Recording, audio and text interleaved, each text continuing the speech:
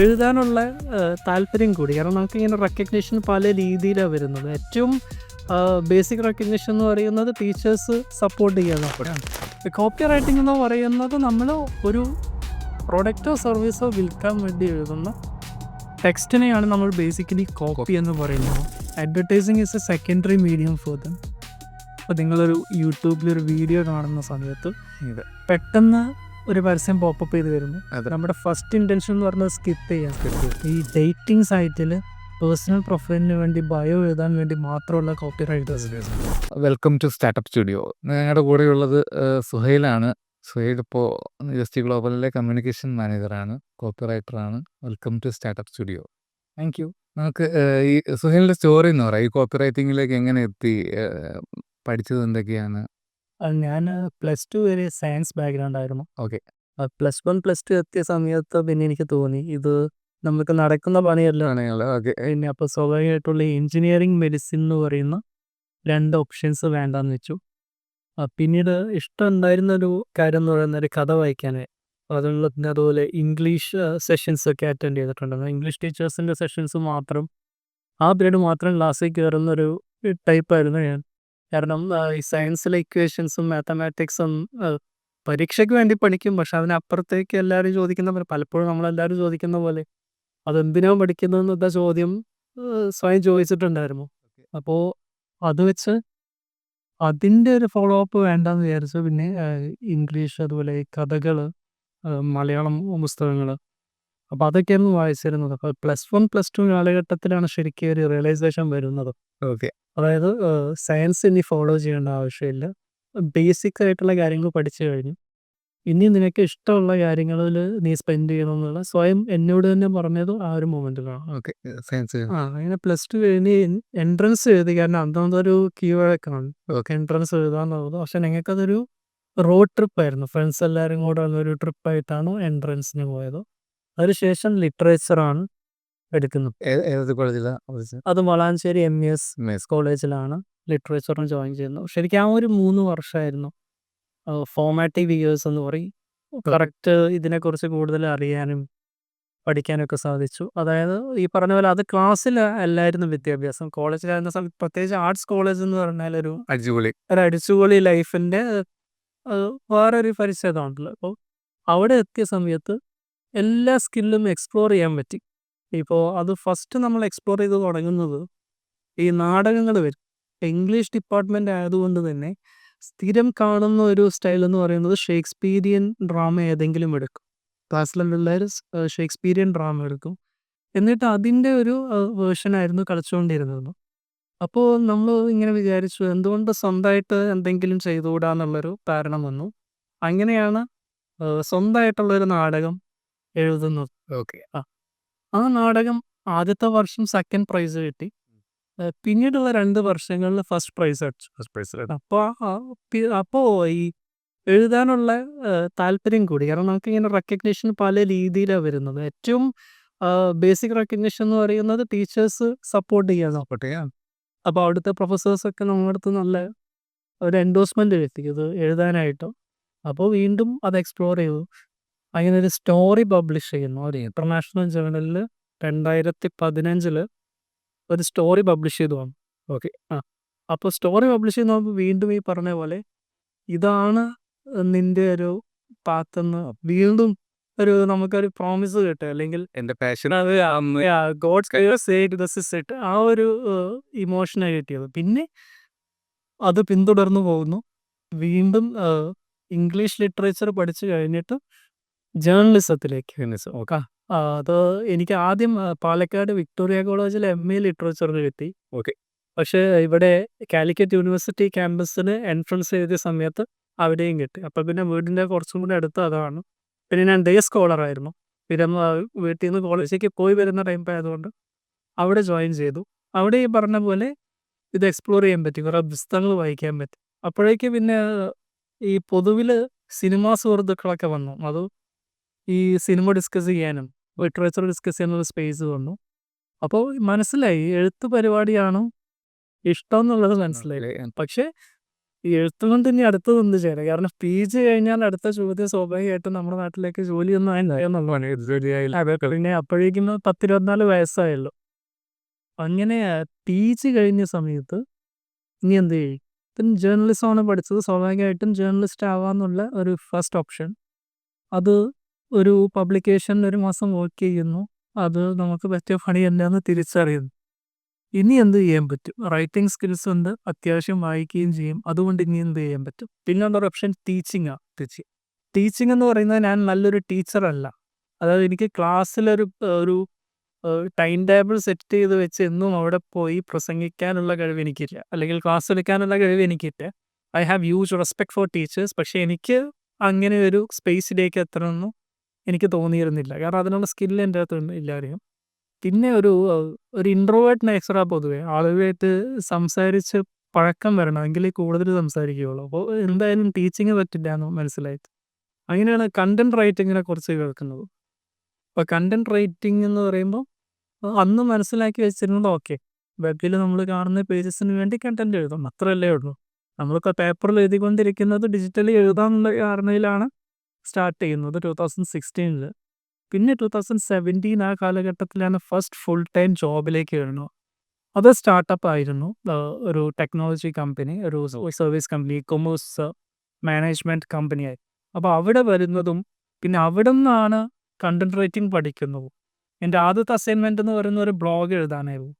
അപ്പോൾ ഞാൻ എഴുതുന്നത് നമ്മൾ ഈ ബ്ലോഗ് എഴുതുന്ന സമയത്ത് കോളേജിൽ നിന്ന് ഇപ്പോൾ ഫ്രഷായിട്ട് പുറത്ത് പോകുന്ന ടൈമാണ്.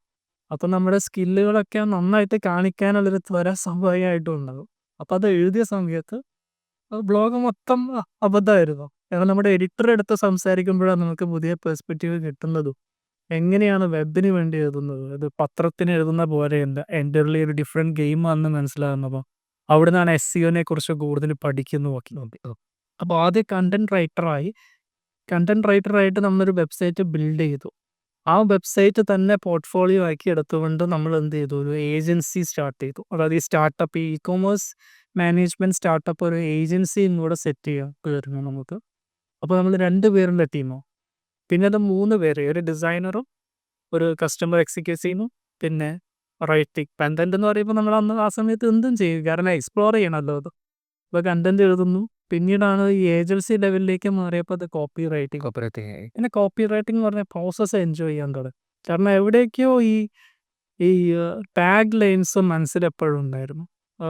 ചെറുപ്പത്തിലൊക്കെ ഈ വനമാല എന്ന് പറയുന്ന അതെ. ബ്രാൻഡിന്റെ പരസ്യം അത് മനസ്സിലെപ്പോഴും ഉണ്ട്. എല്ലാവരുടെ അത് വന്ന പറയുമ്പോൾ അപ്പോൾ അതൊക്കെ മനസ്സിലെപ്പോഴും ഉണ്ട്. അതുപോലെ മിൽമയുടെ ഈ വാചകം ഉണ്ടായിരുന്നു, കേരളം കണി കണ്ട് വരുന്ന വെണ്ണ. അതൊക്കെ എപ്പോഴൊക്കെയോ മനസ്സിൽ കയറിയതാണ്. അതുപോലെ Raymond the complete man.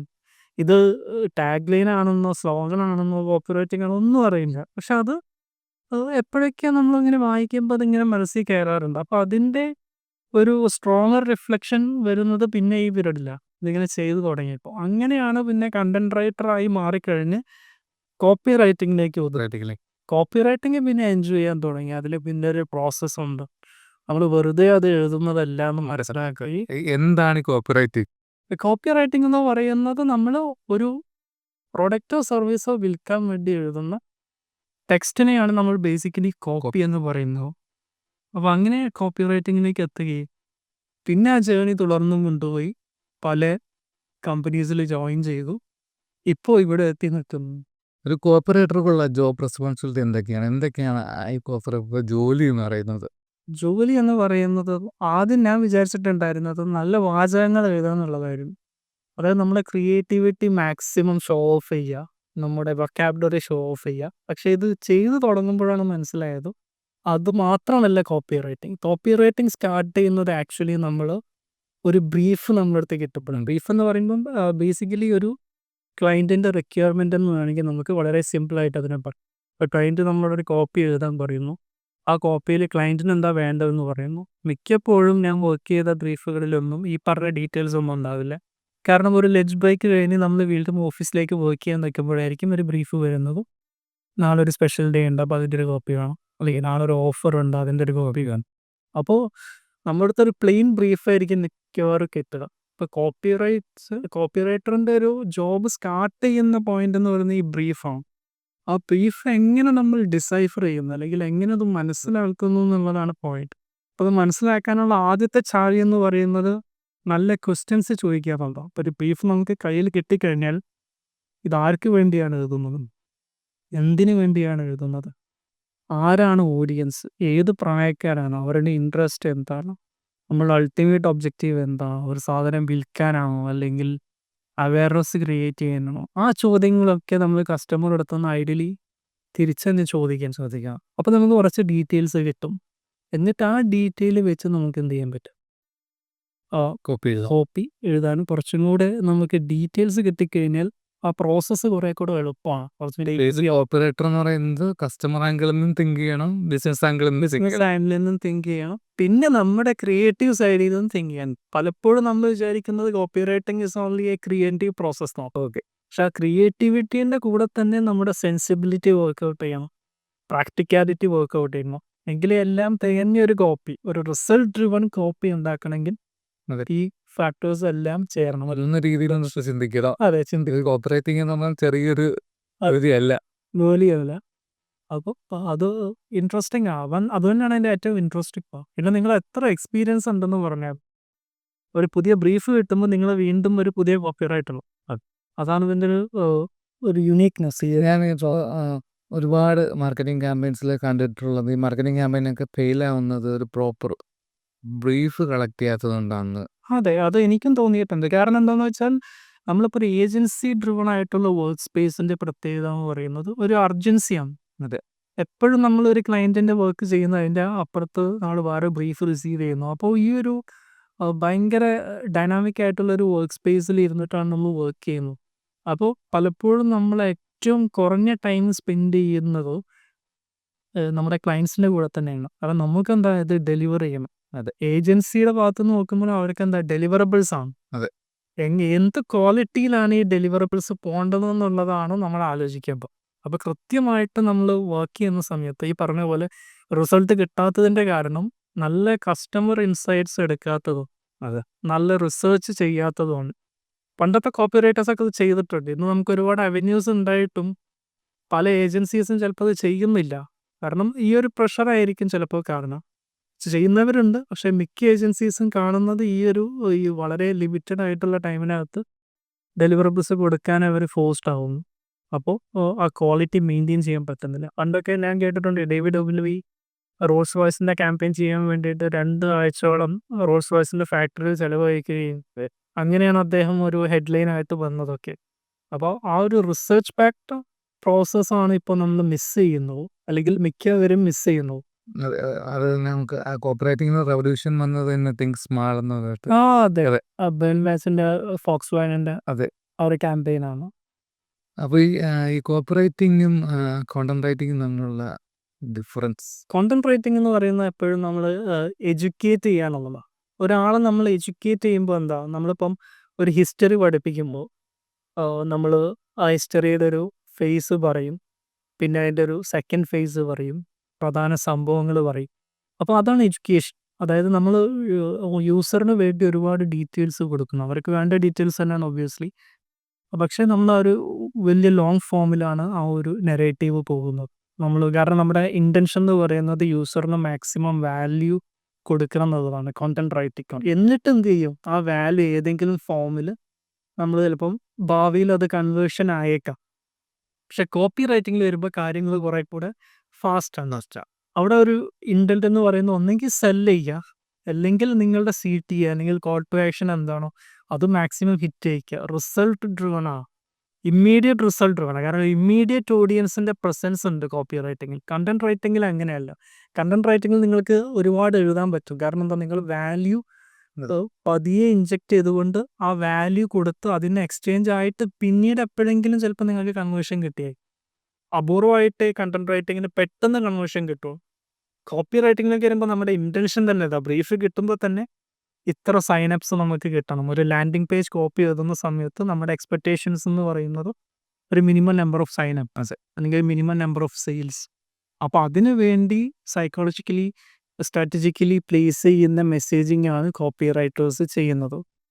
Okay, നമുക്ക് ഇപ്പോൾ ഈ ലാൻഡിംഗ് പേജ് ഒക്കെ ഡിസൈൻ ചെയ്യുമ്പോൾ അതെ, പലപ്പോഴും ഈ കോപ്പിയും ലാൻഡിംഗ് പേജും ഡിസൈനും തമ്മിൽ മാച്ച് ആവാതെ വരുന്ന കണ്ടിട്ടുണ്ട്. അപ്പോൾ അത് ഈ ഡിസൈനിങ് ഓപ്പറേറ്ററും തമ്മിലുള്ള കമ്മ്യൂണിക്കേഷൻ മാച്ച് ആണോ? അത് 2 രീതിയിൽ പറയാം. ഒന്നെന്താന്ന് വെച്ചാൽ ഡിസൈനർക്ക് ഡോമിനൻസ് വേണമെന്ന് ചിലർ പറയും. ഓക്കെ. ചിലടത്ത് നേരെ തിരിച്ച് സംഭവിക്കും. കോപ്പി പറയും എനിക്ക് ഡോമിനൻസ് വേണം. ശരിക്കും ദ റൈറ്റ് ഇക്വേഷൻ ഈസ് യൂസറിന് എന്താ വേണ്ടതെന്നാണ് ചിന്തിക്കേണ്ടത്.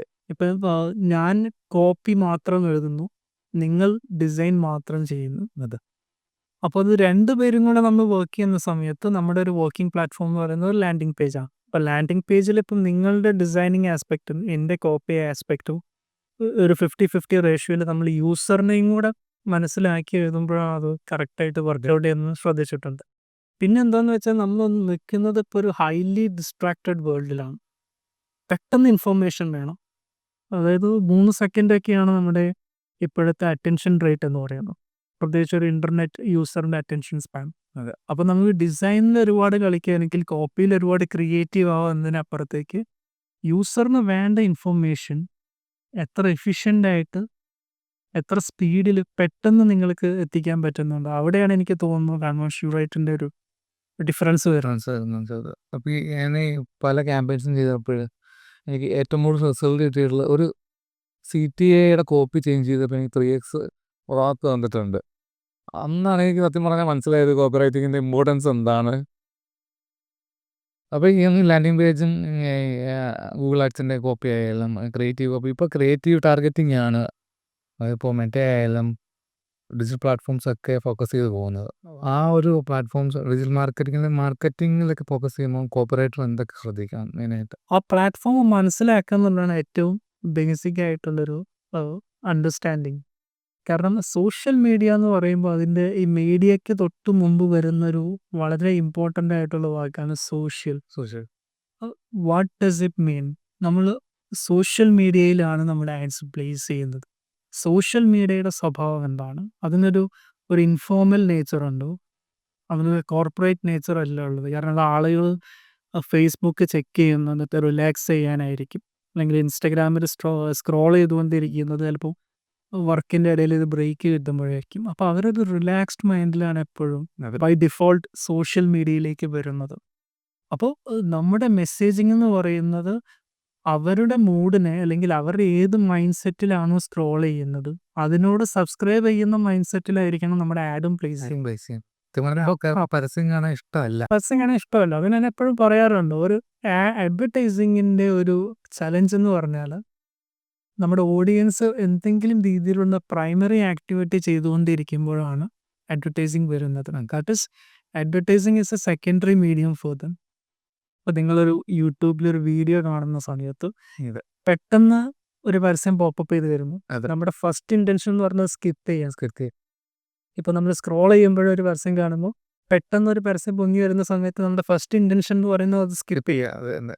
അപ്പോൾ ഒരു പ്രൈമറി ആക്ടിവിറ്റി നടക്കുന്നു, നമ്മൾ സ്ക്രോൾ ചെയ്യുന്നു, യൂട്യൂബിൽ ഒരു കോണ്ടന്റ് കാണുന്നു, അല്ലെങ്കിൽ ടി വിയിൽ നമ്മളൊരു പണ്ടൊക്കെ പ്രൈം ടൈം സിനിമകളൊക്കെ നമ്മൾ ഇൻ്റർനെറ്റ് അധികം ഇല്ലാത്ത സമയത്തൊക്കെ നമ്മൾ പ്രൈം ടൈം ചാനൽസിൽ ഈ ഓണത്തിനൊക്കെ നല്ല സിനിമകൾ വരും. അപ്പോൾ എനിക്ക് ഓർമ്മയുണ്ട് വല്യേട്ടൻ കൈരളി വന്ന സമയത്ത്, വല്യേട്ടൻ ആദ്യമായിട്ട് വന്ന സമയത്ത് 6-7 മണിക്കൂർ എടുത്തിട്ടുണ്ട് ആ ഫിലിം കഴിയാനായിട്ട്. കാരണം അത്രയും പരസ്യങ്ങളായിരുന്നു. അപ്പോൾ എങ്ങനെയെങ്കിലും ഈ പരസ്യം തീർന്നു കിട്ടണമെന്നാണ് നമ്മൾ ആഗ്രഹിക്കുന്നത്. അപ്പോൾ എപ്പോഴും നമ്മുടെ ടെക്നോളജി ഒക്കെ മാറിയാലും ആ മൈൻഡ് സെറ്റ് എപ്പോഴും ഉണ്ട്. അത് നമ്മുടെ ബേസിക് ഇൻസ്റ്റിങ്ക്റ്റാണ്. നമ്മളൊരു പ്രൈമറി കാര്യം ചെയ്യുമ്പോൾ നമ്മുടെ ഫോക്കസ് അതിലേക്കാണ്. അതിന് ഡിസ്ട്രാക്ട് ചെയ്യുന്ന സാധനങ്ങൾ പെട്ടെന്ന് തട്ടിക്കളയാനുള്ള മാനസികാവസ്ഥയിലായിരിക്കും നമ്മൾ നിൽക്കുന്നത്. അപ്പോൾ നമുക്ക് കിട്ടുന്ന ടൈം എന്ന് പറയുന്നത്, അഡ്വർടൈസേഴ്സിന് കിട്ടുന്ന ടൈം എന്ന് പറയുന്നത് വെറും സെക്കൻഡുകളാണ്. ആ സെക്കൻഡുകളുടെ അകത്ത് നമ്മൾ എന്ത് ചെയ്യണം? അവരുടെ അറ്റൻഷൻ ഗ്രാബ് ചെയ്യാൻ ശ്രമിക്കണം. അപ്പോൾ അതിനെന്ത് വേണം? അവർക്ക് എന്താണ് വേണ്ടതെന്ന് മനസ്സിലാക്കി നമ്മളൊരു പ്ലാൻ ചെയ്ത് നമ്മൾ ഭയങ്കര ക്രിയേറ്റീവായിട്ട് കൊടുക്കുന്ന സാധനം ചിലപ്പോൾ അവർക്ക് വളരെ ബോറിംഗ് ആയിട്ടായിരിക്കും തോന്നുന്നത്. അപ്പോൾ നമ്മൾ എന്ത് ചെയ്യണം? അവരുടെ മൈൻഡ് സെറ്റ് എന്താ, അവരെന്ത് മൈൻഡ് സെറ്റിലാണ് ഇരിക്കുന്നത്. അറ്റ്ലീസ്റ്റ് നമ്മൾ കോപ്പി എഴുതുമ്പോൾ നമ്മൾ അവരായിട്ടൊന്ന് ചിന്തിച്ച് നമ്മൾ എഴുതാം. ഏറ്റവും മിനിമലായിട്ട് നമ്മൾ ഓഡിയൻസിനോട് ഒരു മര്യാദ കാണിക്കാം. കൂടുതൽ പേഴ്സണലൈസ് ചെയ്ത് ചെയ്യുക. വെറും ഒരു ഹായ് നെയിം എന്നപ്പുറത്തേക്ക്, ഇപ്പോൾ പേഴ്സണലൈസേഷൻ എന്ന് പറഞ്ഞാൽ പെട്ടെന്ന് പറയുന്നത് അതാക്കും. ഹായ് എന്ന് പറയുമ്പോൾ ആ നെയിം ഇടും. അതിനപ്പുറത്തേക്ക് എന്തെങ്കിലും നമ്മൾ അവർക്ക് കണക്ട് ചെയ്യാനുള്ള എലിമെന്റ് കൊടുക്കണം. കാരണം ഓഡിയൻസ് സ്മാർട്ടാണ്. ഇപ്പോൾ ജെൻസി ഓഡിയൻസ് ഫോർ എക്സാമ്പിൾ, അതെ. They are smart enough to understand this is an ad. ഞങ്ങളുടെ ട്രഡീഷണൽ ഫണൽസ് എല്ലാം പൊളിച്ചത് ജെൻസി ഓഡിയൻസ് ആണ്. അതെ, അവർക്ക് ഇപ്പോൾ വെസ്റ്റേൺ മാക് ഒത്തൻറ്റിക് ആണ്. അതെ അതെ അവർ കുറച്ചും കൂടെ they are happy to be vulnerable. അവർക്ക് ഭയങ്കര ഒരു അവരുടെ പോസിറ്റീവ് സൈഡ് മാത്രം കാണിച്ച് നടക്കണം, അങ്ങനത്തെ ഒരു മൈൻഡ് സെറ്റ് അല്ല. അവർ കുറച്ചും കൂടെ ഒതൻറ്റിക് ആണ്, ഒറിജിനലാണ്. അപ്പോൾ അവരുടെ ഒരു ടേസ്റ്റിനെ ഇൻട്രസ്റ്റ് ചെയ്യിക്കുന്ന രീതിയിൽ വേണം മെസ്സേജിങ്. നോട്ട് ജസ്റ്റ് ജെൻസി, ഏത് ഓഡിയൻസ് ആണെങ്കിലും അവരുടെ ഇൻട്രസ്റ്റ് എന്താണ്, അല്ലെങ്കിൽ അവരുടെ ഫിയേഴ്സ് എന്താണ്, പെയിൻ പോയിന്റ്സ് എന്താണ്, അത് മനസ്സിലാക്കി ചെയ്യുക. നമ്മളൊരു ക്രിയേറ്റീവ് സാധനം ഉണ്ടാക്കുന്നതിന് പകരം അവരുടെ ഇൻസൈറ്റ് എടുത്ത് നമ്മൾ ടെസ്റ്റ് ട്യൂബിലിട്ട് അത് അനലൈസ് ചെയ്ത് അതിൽ നിന്നുണ്ടാവുന്ന ആ ഇൻസൈറ്റിൽ നിന്നുണ്ടാവുന്നതായിരിക്കണം നമ്മുടെ അഡ്വർടൈസ്മെന്റ്. നമ്മളൊരു ടെംപ്ലേറ്റ് ഉണ്ടാക്കി അങ്ങോട്ട് വിടുന്ന രീതിയിലേക്ക് പോരും. പോകരുത്. മനസ്സിലായി. നമ്മളിപ്പോൾ അഡ്വർടൈസിങ്ങിലൊക്കെ തന്നെ ഒരുപാട് കോപ്പറേറ്റിംഗ് ഫ്രെയിം വർക്കുകളൊക്കെ യൂസ് ചെയ്യാറുണ്ട്. ഓക്കെ. അപ്പോൾ ഈ ഫ്രെയിം വർക്കുകളൊക്കെ പ്രോപ്പർലി ആണോ യൂസ് ചെയ്യുന്നത്? അതേ നോർമലി ഒരു ക്രിയേറ്റീവ് കോപ്പിയൊക്കെ എഴുതുമ്പോൾ ഫ്രെയിം വർക്കുകളൊക്കെ ചിലപ്പോൾ അതെ, യൂസ് ചെയ്യാൻ പറ്റാതെ വരും. നമ്മൾ ഫ്രെയിം വർക്ക് അറിഞ്ഞിരിക്കണം. അതെന്തിനാന്ന് വെച്ചാൽ ഫ്രെയിം വർക്ക് വയലേറ്റ് ചെയ്യാൻ അത് അറിഞ്ഞതിനെ പറ്റുള്ളൂ. കാരണം ഈ ഫ്രെയിം വർക്ക് എന്ന് പറയുമ്പം ബേസിക്കലി ടെംപ്ലേറ്റ് ആണല്ലോ. ഇപ്പം ടെംപ്ലേറ്റിൻ്റെ പ്രത്യേകത ഉണ്ടാവും, അത് എല്ലായിടത്തും അവൈലബിൾ ആയിരിക്കും. അതെ. അപ്പം എല്ലായിടത്തും അവൈലബിൾ എന്ന് പറയുമ്പോൾ ആ ടെംപ്ലേറ്റിൽ നിന്ന് ഉത്ഭവിക്കുന്ന അഡ്വർടൈസിങ്ങിൻ്റെ എണ്ണവും പോലും.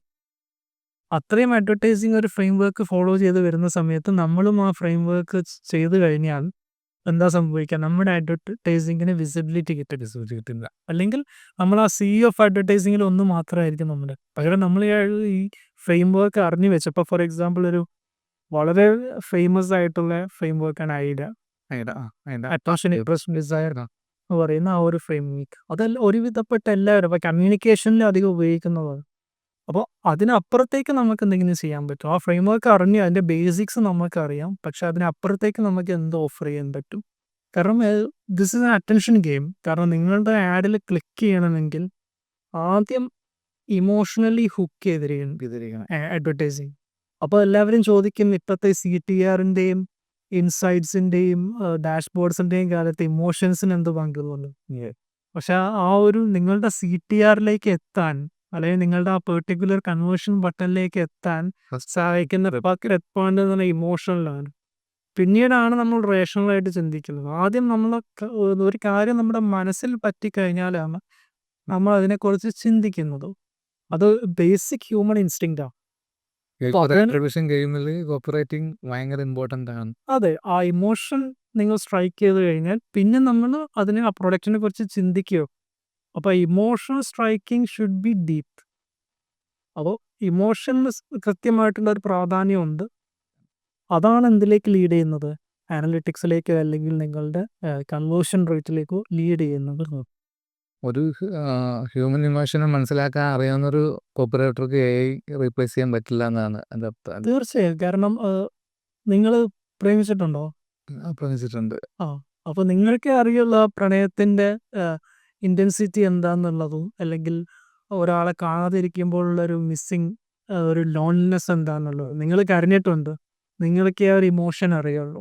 ഇത് ഈ മെഷീനെ അറിയില്ല. നിങ്ങൾ എത്ര വലിയ ടെക്നോളജി ബിൽഡ് ചെയ്താലും, എത്ര ഡേറ്റ നിങ്ങൾ ഫീഡ് ചെയ്ത് കൊടുത്താലും ഈ ഇമോഷൻസ് ഈ മെഷീനെ അറിയത്തില്ല. അപ്പോൾ നിങ്ങളുടെ അഡ്വാൻറ്റേജ്, അല്ലെങ്കിൽ മനുഷ്യരുടെ ഒരു അഡ്വാൻറ്റേജ് എന്താണെന്ന് വെച്ചാൽ, നമുക്ക് ആ ഇമോഷൻസിനെ ക്യാഷ് ഇൻ ഓൺ ചെയ്യാൻ പറ്റും. കാരണം we have already felt it. അതിനെ ബേസ് ചെയ്ത് നമുക്ക് എന്ത് ചെയ്യാൻ പറ്റും, narratives, what ever your profession is, അതിനെ ബേസ് ചെയ്ത് നിങ്ങൾക്ക് നെറേറ്റീവ്സ് ക്രിയേറ്റ് ചെയ്യാൻ പറ്റത്തിട്ടുണ്ട്. അപ്പോൾ നിങ്ങൾക്കൊരു കോർ സ്കില്ലുണ്ട്. സ്ഥിരം കോപ്പിറൈറ്റേഴ്സ്, ഇപ്പോഴത്തെ കോപ്പിറൈറ്റേഴ്സ് ചോദിക്കുന്നൊരു ചോദ്യമാണ്, AI ഉണ്ട്, ഞങ്ങളുടെ ജോലി നഷ്ടപ്പെടുമെന്നുള്ളത്. ഞാൻ വിശ്വസിക്കുന്നത് ജോലി നഷ്ടപ്പെടില്ല എന്നാണ്. അത് നല്ലൊരു കോമഡി ഉണ്ട്. എങ്ങനെ എഴുതിയിട്ടായാലും നമ്മൾ ചിലപ്പോൾ നമ്മൾ തന്നെ എഴുതിയ കോണ്ടന്റ് ആയ നേരെ ഒരു കോപ്പറേറ്റിംഗ് AI ചെക്കർ ടൂളിൽ കൊണ്ട് പേസ്റ്റ് ചെയ്യാം. അതെ, എത്രത്തോളം AI ജനറേറ്റഡ് ആണ് ചെയ്യുക, അതിൻ്റെ ആവശ്യം എന്താണ്, ഇത് ആരെഴുതി എന്നതല്ല, എന്തുകൊണ്ട് എഴുതി എന്നല്ല, എന്ത് എഴുതിയെന്നല്ലേ ഇതിന് അതെ, ഒരു യൂസർ പെർസ്പെക്റ്റീവ് നോക്കുക. തീർച്ചയായും. യൂസേഴ്സിന് ഇത് വർക്കൗട്ട് ആവുന്നുണ്ടോ, നിങ്ങൾ AI ഉപയോഗിച്ച് എഴുതിക്കോട്ടെ അല്ലെങ്കിൽ AI ഇല്ലാതെ എഴുതിക്കോട്ടെ, നിങ്ങളുടെ യൂസേഴ്സിന് ഇത് വർക്കൗട്ട് ആവുന്നുണ്ടോ എന്നുള്ളതാണ് ശ്രദ്ധിക്കേണ്ടത്. അതായത് ഒരു AI മെഷീനല്ല നിങ്ങളുടെ കണ്ടന്റിന്റെ ക്വാളിറ്റി അല്ലെങ്കിൽ അതിൻ്റെ ഒരു എഫക്റ്റ് നിശ്ചയിച്ച്. അത് അൾട്ടിമേറ്റ്ലി നിങ്ങളുടെ യൂസേഴ്സാണ്. നിങ്ങളുടെ യൂസേഴ്സ് ആരാ? ഇതുപോലെ ചിന്തിക്കാൻ ശേഷിയുള്ള മനുഷ്യരാണ്. അപ്പം മനുഷ്യർക്ക് വേണ്ടി മനുഷ്യരെഴുതും. മനുഷ്യർക്ക് വേണ്ടി തന്നെയാണ് AI ഉപയോഗിച്ചിട്ടും മനുഷ്യർ യൂസ് ചെയ്യുന്നത്. അപ്പം മനുഷ്യൻ എന്ന് പറയുന്ന ആ ഒരു എലമെന്റ് ഇതിൽ കോൺസ്റ്റൻ്റാണ്. ഈ ടെക്നോളജി മാറിക്കൊണ്ടേയിരിക്കും. ഇപ്പം നാളെ ഇനി ഇതിനേക്കാൾ വലിയൊരു ടെക്നോളജി വരാം. ചിലപ്പോൾ നമ്മുടെ തോട്ട്സ് ക്യാപ്ചർ ചെയ്യുന്ന ടെക്നോളജി വരാം. പക്ഷെ ഇതൊക്കെ എന്താ ചെയ്യുന്നത്? ഇതിൻ്റെ അൾട്ടിമേറ്റ് എൻഡ് യൂസർ എന്ന് പറയുന്നത് മനുഷ്യരെന്നാണ്. ആ ഒരു സത്യം നമ്മൾ മനസ്സിലാക്കിയിരിക്കണം. അങ്ങനെയുള്ള മനുഷ്യർക്ക് കമ്മ്യൂണിക്കേറ്റ് ചെയ്യാൻ ഈ ഇത്രയും വികാരങ്ങളുള്ള ഇപ്പുറത്തെ മാർക്കറ്റേഴ്സും മനുഷ്യരാണ്. അതെ. അപ്പം ആ ഒരു സത്യം നിലനിൽക്കുന്നുണ്ട്. അപ്പം അത് നമുക്ക് കംപ്ലീറ്റ്ലി ഇപ്പം ഈ ഹ്യൂമൻസിനെ AI റീപ്ലേസ് ചെയ്യുമെന്ന് വെച്ചാൽ ഈ പോയിന്റിൽ അതിന് സാധ്യമല്ല.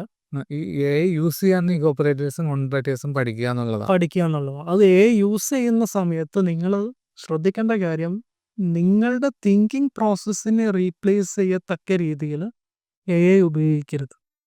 അതായത് നിങ്ങൾക്കൊരു കോർ സ്കില്ലുണ്ട്. ഇപ്പം if you are A writer or A copy writer, നിങ്ങളുടെ കോർ സ്കില്ലെന്ന് പറയുന്നത് കോപ്പി റൈറ്റിംഗ്.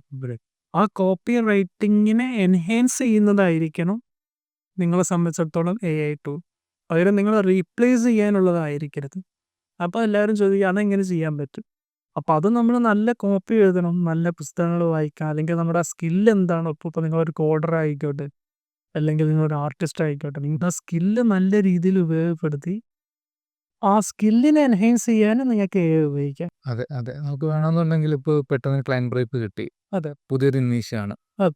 റിസർച്ചിന് വേണമെങ്കിൽ റിസർച്ചിന് വേണ്ടി അത് ഉപയോഗിക്കാം. പെയിൻ പോയിന്റ്സ് വോയിസ് ഉപയോഗിക്കാം. അതുപോലെ ഏത് ആംഗിളിൽ പറയാനെങ്കിലും നമുക്ക് ഉപയോഗിക്കാം. പിന്നെ വളരെ സിമ്പിളായിട്ടുള്ളൊരു ഫാക്റ്റ് ഉണ്ട്.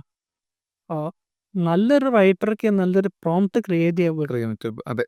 അപ്പോൾ നിങ്ങൾ ChatGPTയോടോ അല്ലെങ്കിൽ കോപൈലറ്റിനോടോ അല്ലെങ്കിൽ ഏതൊരു AIനോടോ നിങ്ങളുടെ കാര്യങ്ങൾ പറയണമെങ്കിൽ അവർക്കത് മനസ്സിലാവുന്ന രീതിയിൽ വ്യക്തമായിട്ടും ഡീറ്റെയിൽഡ് ആയിട്ടും പറയാൻ സാധിക്കാം. അത് പറയാൻ സാധിക്കുന്ന ആളാരാണ്? നമുക്ക് എത്രത്തോളം ഡീറ്റെയിൽഡ് ആയിട്ട് പറയാൻ പറ്റുന്നു, അതാ നല്ല രീതിയിൽ പ്രോംപ്റ്റ് ചെയ്യണമെങ്കിൽ നല്ല രീതിയിൽ കമ്മ്യൂണിക്കേഷൻ ആരംഭിക്കണം. അതെ. അപ്പോൾ അത് ഇമ്പോർട്ടൻ്റ് ആണ്. അപ്പോൾ നിങ്ങളുടെ ക്വാളിറ്റി നിശ്ചയിക്കുന്നത് നിങ്ങൾ കൊടുക്കുന്ന പ്രോംപ്റ്റ് കൂടെയാണെന്ന് വേണമെങ്കിൽ നമുക്ക് പറയാൻ പറ്റും. നമുക്കിപ്പോൾ ഈ കോപ്പറേറ്റിംഗ് ഇൻട്രസ്റ്റ് ആയിട്ട് വരുന്ന ആൾക്കാർക്ക് എങ്ങനെ ഇത് പഠിച്ചു തുടങ്ങണം? ഈ കോപ്പറേറ്റിംഗ് ഇത് ആദ്യം നമ്മൾ വിചാരിക്കുന്നത് പലപ്പോഴും, ഇപ്പം ഞാനൊക്കെ ഫ്രഷർ ആവുന്ന സമയത്തും വിചാരിച്ചിരുന്നത് കോപ്പി റൈറ്റിംഗ് എന്ന് പറഞ്ഞാൽ എഴുത്ത് മാത്രമാണെന്നോ. അതായത് നിങ്ങൾ ഒരുപാട് പുസ്തകങ്ങൾ വായിക്കുക, നിങ്ങൾ ഒരുപാട് വൊക്കാബുലറി ക്രിയേറ്റ് ചെയ്യുക, ഒരു Shashi Tharoorian kind of vocabulary create ചെയ്യുക എന്നുള്ള തെറ്റിദ്ധാരണകൾ എനിക്കുണ്ടായിരുന്നു. അത് മാറിയത് എപ്പോഴാന്ന് വെച്ചാൽ നമ്മളിത് ആക്ച്വലി ചെയ്തു തുടങ്ങുമ്പോൾ നമുക്ക് മനസ്സിലാവും നമ്മൾ ഉപയോഗിക്കുന്ന ഭാഷ വളരെ ലളിതമാണ്. അതിന് പക്ഷേ ഒരു സ്ട്രാറ്റജി ഉണ്ട്, ഒരു സൈക്കോളജി ഉണ്ട്. ആ സൈക്കോളജി ഹാക്ക് ചെയ്തിട്ട് നമ്മൾ എന്ത് ചെയ്യും? മെസ്സേജിങ് സെറ്റ് ചെയ്യും. അതിനുവേണ്ടി നമ്മൾ എന്ത് ചെയ്യണം? ആളുകളെ മനസ്സിലാക്കണം, ടാർഗറ്റ് ഓഡിയൻസിനെ മനസ്സിലാക്കണം, നല്ല ചോദ്യങ്ങൾ ചോദിക്കണം. ഞാൻ എപ്പോഴും പറയാറുള്ളത്, നല്ല കോപ്പി റൈറ്റർ ആണെങ്കിൽ നല്ല ചോദ്യങ്ങൾ കൂടി നിങ്ങൾ ചോദിക്കണം. കാരണം നിങ്ങൾക്ക് കിട്ടുന്ന ബ്രീഫ് വെച്ച് മാത്രം വർക്ക് ചെയ്യുകയാണെങ്കിൽ ചിലപ്പോൾ നിങ്ങൾക്ക് ഉദ്ദേശിക്കുന്ന രീതിയിൽ റിസൾട്ട് കിട്ടിക്കൊള്ളണമെന്നില്ല. അതെ. നിങ്ങൾ എന്ത് ചെയ്യണം? നല്ല ചോദ്യങ്ങൾ. ഒരു ബ്രീഫ് നമുക്ക് തന്നു, ഒരു ക്ലയൻറ്റ് ഒരു ബ്രീഫ് നമുക്ക് തരുവാണെങ്കിൽ നമ്മൾ okay client let's work on it എന്ന് പറഞ്ഞ് വർക്ക് ചെയ്യുന്നതിന് പകരം എന്താണ് ഈ ബ്രീഫിലുള്ളത്, ആരെയാണ് ഇത് ടാർഗറ്റ് ചെയ്യാറുള്ളത്, അപ്പോൾ അത്തരം ചോദ്യങ്ങളൊക്കെ ചോദിക്കുമ്പോൾ നമ്മുടെ പേഴ്സ്പെക്റ്റീവ് കുറേ കൂടെ വളരെയാണ് ചെയ്യുന്നത്. കാരണം കുറച്ചും കൂടി ഡീറ്റെയിൽസ് കിട്ടുന്നു, അപ്പോൾ നമുക്ക് കുറച്ചും കൂടെ പറയാൻ സാധിക്കും. അപ്പോൾ അങ്ങനെ നമ്മൾ കൃത്യമായിട്ടുള്ള ചോദ്യങ്ങൾ ചോദിക്കുക എന്നുള്ളതാണ് കോപ്പി റൈറ്ററിൻ്റെ ഫസ്റ്റ് ഒരു സ്കില്ല് വേണ്ടത്. അപ്പോൾ ഈ കോപ്പറേറ്റിംഗ് ഒക്കെ എഴുതുന്ന ബിഗിനേഴ്സ് വരുന്ന കുറേ മിസ്റ്റേക്കുകളുണ്ട്. ഈ ബേസിക് മിസ്റ്റേക്കുകൾ കണ്ടിട്ടുള്ള മിസ്റ്റേക്കുകൾ എന്തൊക്കെയായിരിക്കും? ബേസിക് മിസ്റ്റേക്ക് എന്ന് പറയുന്നത് ഈ പറഞ്ഞ പോലെ ഫ്ലവറി ലാംഗ്വേജിൽ എഴുതാൻ ശ്രമിക്കും. അതായത് കോപ്പി റൈറ്റിംഗ് എന്ന് പറയുമ്പോൾ വളരെ ലിറ്ററേച്ചർ ലെവലിൽ അവർ എഴുതാൻ ശ്രമിക്കുക. അങ്ങനെ എഴുതുന്ന സമയത്ത് സംഭവിക്കുന്നത് എന്താണെന്ന് വെച്ചാൽ ആളുകൾക്ക് ഇത് പെട്ടെന്ന് ഗ്രാബ് ചെയ്യാൻ പറ്റില്ലേ. അപ്പോൾ it defeats the very purpose of copyright. അതൊരു ലിറ്ററേച്ചർ വർക്കായിട്ട് ഓക്കെ, നല്ല കാണാൻ ഭംഗിയുള്ള വാചകങ്ങളാണ്. പക്ഷെ അത് കോപ്പി റൈറ്റിംഗ് പെർസ്പെക്റ്റീവിൽ ചിന്തിക്കുന്ന സമയത്ത് ചിലപ്പോൾ അത് പരാജയപ്പെട്ടേക്കാം. അതിനൊരു കാരണമായിട്ട് എനിക്ക് തോന്നിയിട്ടുള്ളത്, പ്രത്യേകിച്ച് കേരളത്തിൽ ഞാൻ കണ്ടിട്ടുള്ളത്, നമ്മളിപ്പോൾ കേരളത്തിൽ കാണുന്ന ചില ടാഗ് ലൈൻസൊക്കെ വളരെ ഫ്ലവറിയാണ്. അത് ആളുകൾ പക്ഷേ റിലേറ്റ് ചെയ്യാനും പറ്റും. ഇപ്പോൾ കേരളം കണി കണ്ടുണരുന്ന നന്മ എന്ന് പറയുമ്പോൾ അത് ആ പ്രൊഡക്റ്റ് പ്ലേസ്മെൻറ്റിൻ്റെ താഴെ വരുമ്പോഴാണ് അതിന് മീനിങ് വരുന്നത്. ഒട്ടും കോണ്ടെക്സ്റ്റ് ഇല്ലാതെ നിങ്ങൾ അതേ ടാഗ് ലൈൻ എടുത്ത് നിങ്ങളിപ്പം ഗുജറാത്തിലോ അല്ലെങ്കിൽ ബാംഗ്ലൂരോ ഉള്ള ഏതെങ്കിലും സ്ഥലത്ത് നിങ്ങൾ പ്ലേസ് ചെയ്യുകയാണെങ്കിൽ അതിന് മീനിങ് നഷ്ടപ്പെടും. മിൽമ എന്ന് പറയുന്ന ബ്രാൻഡ് താഴെ അത് വരുമ്പോഴാണ് ഒരു കോണ്ടെക്സ്റ്റ് കിട്ടുന്നത്. അതുപോലെ നമ്മൾ വിചാരിക്കുന്നത് അത്തരത്തിലുള്ള വളരെ ഫ്ലവറി ആയിട്ടുള്ള ലാംഗ്വേജിൽ എഴുതിയ ആളുകൾക്ക് മനസ്സിലാവും എന്നുള്ളതാണ്. പ്രത്യേകിച്ച് ഇംഗ്ലീഷിന് ഇത് എഴുതുന്ന സമയത്ത് വളരെ അരോചകമായിട്ട് തോന്നിയിട്ടുണ്ട്. അത് മലയാളത്തിൽ ഇങ്ങനെ വളരെ സാഹിത്യത്തിൽ എഴുതുന്ന കാര്യങ്ങളുണ്ട്. അപ്പോൾ അതേ സാഹിത്യം ഇംഗ്ലീഷിൽ പുനഃസൃഷ്ടിക്കാൻ ശ്രമിക്കുമ്പോൾ അതും ഭയങ്കര awkward-ആണ്. കാരണം ആളുകൾക്ക് പെട്ടെന്ന് ഇത് ഗ്രാസ്പ് ചെയ്യാൻ പറ്റണം. കോപ്പി റൈറ്റിംഗ് ഒക്കെ പ്രത്യേകിച്ച് കോപ്പി റൈറ്റിംഗ് എന്ന് പറയുന്നത് ഈ ലാംഗ്വേജിന്റെ പെർസ്പെക്റ്റീവിലും അതുപോലെ പെട്ടെന്ന് കൺവേർഷൻ വേണ്ട രീതിയിലുള്ള കണ്ടന്റുമാണ്. ബ്രാൻഡിങ്ങിന് വേണ്ടി ഓക്കെ, നിങ്ങൾക്ക് അങ്ങനെ ചിന്തിക്കാം, ഒരു ബ്രാൻഡ് സ്റ്റോറി പറയണമെങ്കിൽ ബ്രാൻഡ് അവയർനെസ്സിനായിട്ട്. പക്ഷേ നിങ്ങളൊരു ആക്ഷൻ ഓറിയൻറ്റഡ് കണ്ടന്റ് ആണ് അല്ലെങ്കിൽ ഒരു ഗോൾ ഡ്രിവൺ കണ്ടന്റ് ക്രിയേറ്റ് ചെയ്യണമെങ്കിൽ ഈ പറഞ്ഞ പോലെ കുറച്ച് സിംപ്ലിസ്റ്റിക് ആവോ, കുറച്ച് ഷോർട്ടാക്കിയിട്ട് എഴുതുക. എന്തുകൊണ്ട് ഈ ഷോർട്ടാക്കി എഴുതണം? ഇത് ഒരു ക്ലാസിക് അഡ്വൈസ് ആണ് കോപ്പി റൈറ്റിങ്ങിൽ. സിമ്പിളായിട്ട് എഴുതുക, ഷോർട്ടാക്കി എഴുതുക. കാരണം നമ്മൾ ഏറ്റവും കൂടുതൽ പറയുന്നതും ആളുകൾ ഏറ്റവും കൂടുതൽ കേൾക്കുന്നതും മടുപ്പിക്കുന്നതുമായ അഡ്വൈസാണ്. എന്തുകൊണ്ടാണ് ഇത് ഷോർട്ടാക്കി എഴുതാൻ പറയുന്നതിന് കാരണം റീഡർക്ക് ടൈം സേവ് ചെയ്യാൻ. അതെ, പൊതുവിൽ മനുഷ്യർ അവരുടെ ടൈം സേവ് ചെയ്യുന്ന, അവരുടെ പ്രൊഡക്ടിവിറ്റി കൂട്ടുന്ന, അവർക്ക് എന്തെങ്കിലും ലാഭം ഉണ്ടാവുന്ന പ്രോസസ്സാണ് ഇഷ്ടപ്പെടുന്നത്. അതെ. അപ്പം നിങ്ങളൊരു സ്ഥലത്തേക്ക് നടന്നു പോകുന്നു, നിങ്ങൾ എന്തുകൊണ്ട് കാർ എടുത്തു? പെട്ടെന്ന് അവിടെ എത്താൻ ടൈം സേവ് ചെയ്യാൻ പറ്റും. അപ്പോൾ സെയിം പ്രിൻസിപ്പിളാണ്. നിങ്ങൾ നല്ലൊരു കോപ്പി കോമ്പാക്ട് ലെവലിൽ അവതരിപ്പിക്കുകയാണെങ്കിൽ you are saving the readers time. അതിന് വേറൊരു അർത്ഥം കൂടെ നമ്മൾ അവരുടെ സമയത്തിനെ മതിക്കുന്നുണ്ട്, നമ്മൾ റെസ്പെക്ട് ചെയ്യുന്നുണ്ട്. അതാണ് അതിൻ്റെ ഒരു അണ്ടർലൈൻ പാർട്ട്. കോപ്പറേറ്റേഴ്സിനൊക്കെ പറയുമ്പോൾ നമ്മൾ ക്രിയേറ്റീവ് കോപ്പി എന്ന് പറഞ്ഞിട്ട് കുറേ ചിന്തിച്ചാലേ നമുക്ക് മനസ്സിലാവുള്ളൂ അതെന്താണ് അവർ ഉദ്ദേശിച്ചത് എന്നുള്ളത്. അതെ, അങ്ങനെ എഴുതുന്ന കുറേ കോപ്പീസ് കണ്ടിട്ടുണ്ട്. അതെ. അതിനെ കുറിച്ച് എന്താണ് പറയാനുള്ളത്? നിങ്ങൾ പക്ഷെ ഒരുപാട് ചിന്തിക്കും. നിങ്ങളുടെ കസ്റ്റമർ ചിലപ്പോൾ നിങ്ങൾ ചിന്തിച്ചതിൻ്റെ 1% ചിന്തിക്കില്ല. അതെ, കാരണം നേരത്തെ പറഞ്ഞ പോയിന്റിന്റെ ഒരു എക്സ്റ്റൻഷൻ ആണിത്. അവരെപ്പോഴും നമ്മുടെ കസ്റ്റമേഴ്സ് എപ്പോഴും ഒരു പ്രൈമറി ആക്ടിവിറ്റി ചെയ്തതിൻ്റെ ഇടയ്ക്കാണ് ഒരു കോപ്പി റൈറ്റിംഗ് അല്ലെങ്കിൽ ഒരു ഹെഡ്ലൈൻ കാണുന്നത്. നിങ്ങൾ ഡ്രൈവ് ചെയ്ത് പോകുമ്പോഴായിരിക്കും ഒരു ഹോർഡിങ് കാണുന്നത്. നിങ്ങൾ സ്ക്രോൾ ചെയ്യുമ്പോഴായിരിക്കും ഒരു അഡ്വർടൈസിങ് കാണുക. നിങ്ങൾ ഒരു വീഡിയോ വാച്ച് ചെയ്യുമ്പോഴായിരിക്കും ഒരു ആഡ് പോപ്പപ്പ് ചെയ്ത് വരുന്നത്. അപ്പോൾ അവിടെ നിങ്ങൾ ചിന്തിക്കില്ല, കസ്റ്റമർ ചിന്തിക്കില്ല ഇതെന്താ സംഭവം. കസ്റ്റമർ ചിന്തിക്കുന്നത് എപ്പോഴും എനിക്കിതിലെന്തുണ്ട്, what does this add do to me, അല്ലെങ്കിൽ what does it offer to me, ആ ഒരു ക്വസ്റ്റ്യൻ ഉണ്ട്. അതിനെ സാറ്റിസ്ഫൈ ചെയ്യുന്ന രീതിയിലായിരിക്കാം ജനറലി നമ്മുടെ മെസ്സേജിങ് പോവേണ്ടത്. അല്ലാണ്ട് നമ്മൾ ഒരുപാട് ക്രിയേറ്റീവായി പക്ഷേ കസ്റ്റമറിനൊന്നും മനസ്സിലായില്ലെങ്കിൽ ആ പ്രോസസ്സിനെ കംപ്ലീറ്റ്ലി ഡിഫീറ്റ് ചെയ്യുന്നതാവാം. അപ്പോൾ ക്രിയേറ്റിവിറ്റി എന്തായാലും നമുക്ക് വേണം. ഓക്കെ, പക്ഷേ ആ ക്രിയേറ്റിവിറ്റിനെ ബാക്കപ്പ് ചെയ്യാനുള്ള കസ്റ്റമർ ഇൻസൈറ്റ്സും കൂടെ അനുസരിച്ച് ഒരു ക്യാമ്പയിൻ സക്സസ്ഫുൾ ആവും. പെയിൻ പോയിന്റിനെ സോൾവ് ചെയ്യുന്ന ഇപ്പം ആപ്പിളിൻ്റെ ചെറിയ ആഡ് സ്നിപ്പെറ്റ്സിനെ ഞാൻ കണ്ടിട്ടുണ്ടല്ലോ, അവരുടെ ഫീച്ചേഴ്സ് കാണിക്കുന്ന. ഇപ്പം ആപ്പിൾ ഇസ് പ്രൈവസി എന്ന് പറഞ്ഞ ഒരു ക്യാമ്പയിൻ ഉണ്ടായിരുന്നു. അതുപോലെ ആപ്പിൾ ഇസ് സ്ട്രോങ് എന്ന് പറയുന്ന ഒരു ക്യാമ്പയിൻ ഉണ്ടായിരുന്നു. അതായത് ഒരു ഭയങ്കര റഷ്ഡായിട്ടുള്ള ഒരു സിറ്റി ട്രാഫിക്കിൽ ഒരു യൂസറുടെ ആപ്പിൾ ഐഫോൺ വീഴുന്നു, പക്ഷെ ആപ്പിൾ സ്ട്രോങ് ആണെന്ന് കാണിക്കുന്ന ഒരു സിമ്പിൾ ആഡ്. അതൊരു ഡിസൈൻ ക്യാപ്പബിലിറ്റി കാണിക്കുന്ന, ഡ്യൂറബിലിറ്റി കാണിക്കുന്നത്. അപ്പോൾ അത്രയും പറഞ്ഞാൽ മതി, കാരണം ആളുകൾ പെട്ടെന്ന് കണക്ട് ആയി. പിന്നെ ഫെവിക്കോളിൻ്റെ ആഡ്സ് ഒക്കെ പണ്ട് ഈ ക്യാമ്പയിൻസ് ഒക്കെ ഇപ്പൊ ഈ IPL വന്ന എല്ലാ ആഡ്സും നല്ലതാണ്. എക്സ്പെക്ട് റൂവൽ പാൻ മസാലയുടെ അത് വെച്ചിട്ടുള്ള ബാക്കി എല്ലാ ആഡ്സും നല്ല ആഡ്സുകളാണ്. അത് എന്താണെന്ന് വെച്ചാൽ സ്റ്റോറി കൂടെ എത്തും. അതിൻ്റെ പ്രൊഡക്റ്റ് പ്ലേസ് ചെയ്യുന്നതോടൊപ്പം തന്നെ നല്ലൊരു സ്റ്റോറിയും കൂടെ വരുമ്പോഴാണ് ആഡ് വർക്കാവുന്നത്. കാരണം ആളുകൾ ഫസ്റ്റ് പറയുന്നത് ഈ ഒരു സ്റ്റോറിയാണ് അവർ ഓർത്തെടുക്കുന്നത്, എന്നിട്ടാണ് ആ ഒരു പ്രൊഡക്റ്റിനെ കുറിച്ച് പറയുന്നത്. അപ്പോൾ പ്രൊഡക്റ്റ് പ്ലേസ്മെൻ്റ് ഉണ്ട്, പക്ഷേ അതിനെ ആംപ്ലിഫൈ ചെയ്യുന്നത് സ്റ്റോറി ടെല്ലിങ്. സ്റ്റോറി ടെല്ലിങ് വളരെ ഇമ്പോർട്ടൻ്റ് ആണ്. കാരണം ഏറ്റവും ബോറിങ് മെത്തേഡ് എന്ന് പറയുന്നത് ബൈ നൗ എന്ന് പറഞ്ഞൊരു സ്റ്റിക്കർ ഒട്ടിക്കുന്നത് പ്രൊഡക്റ്റോടെ കൊടുക്കും. ഇപ്പോഴത്തെ ഓഡിയൻസ് പറഞ്ഞാൽ ഇൻ്റലിജൻ്റ് ആണ്. അവർക്ക് എന്തെങ്കിലും ഒരു റിലേറ്റബിൾ ഫാക്ടർ വേണം. എങ്കിലേ അവരത് കൺസിഡർ ചെയ്യുള്ളൂ. അതെ, ഇപ്പോഴത്തെ യൂസർ ബിഹേവിയറേ മാറിയിട്ടുണ്ട്. അതെ. പർച്ചേസിംഗ് ബിഹേവിയർ ആയാലും പർച്ചേസിങ് ബിഹേവിയർ മാറി. അവരൊരു ട്രഡീഷണൽ BDAയിൽ നിന്ന് മാറി ഇപ്പം ഇൻസ്റ്റന്റ് ഗ്രാറ്റിഫിക്കേഷൻ പർച്ചേസസ്. അതെ, അത് ഒരു ഡിസിഷൻ എടുക്കുന്ന പ്രോസസ്സേ ഉള്ളി ചേഞ്ച് ആണ്. അതെ അതെ. ഇപ്പം നമ്മുടെ ട്രഡീഷണൽ ആയിട്ട് ടൊഫു മോഫു ബൊഫു എന്ന് പറയും. Top of the funnel, bottom of the funnel. അത് മാറിക്കഴിഞ്ഞു. കസ്റ്റമർ ഇപ്പം നേരെ ഡൈവ് ചെയ്യുന്നത് ബോട്ടം ഓഫ് ദ ഫണലിലേക്കാണ്. ഇപ്പം മിഡിൽ ഓഫ് ദ ഫണലിലേക്ക്.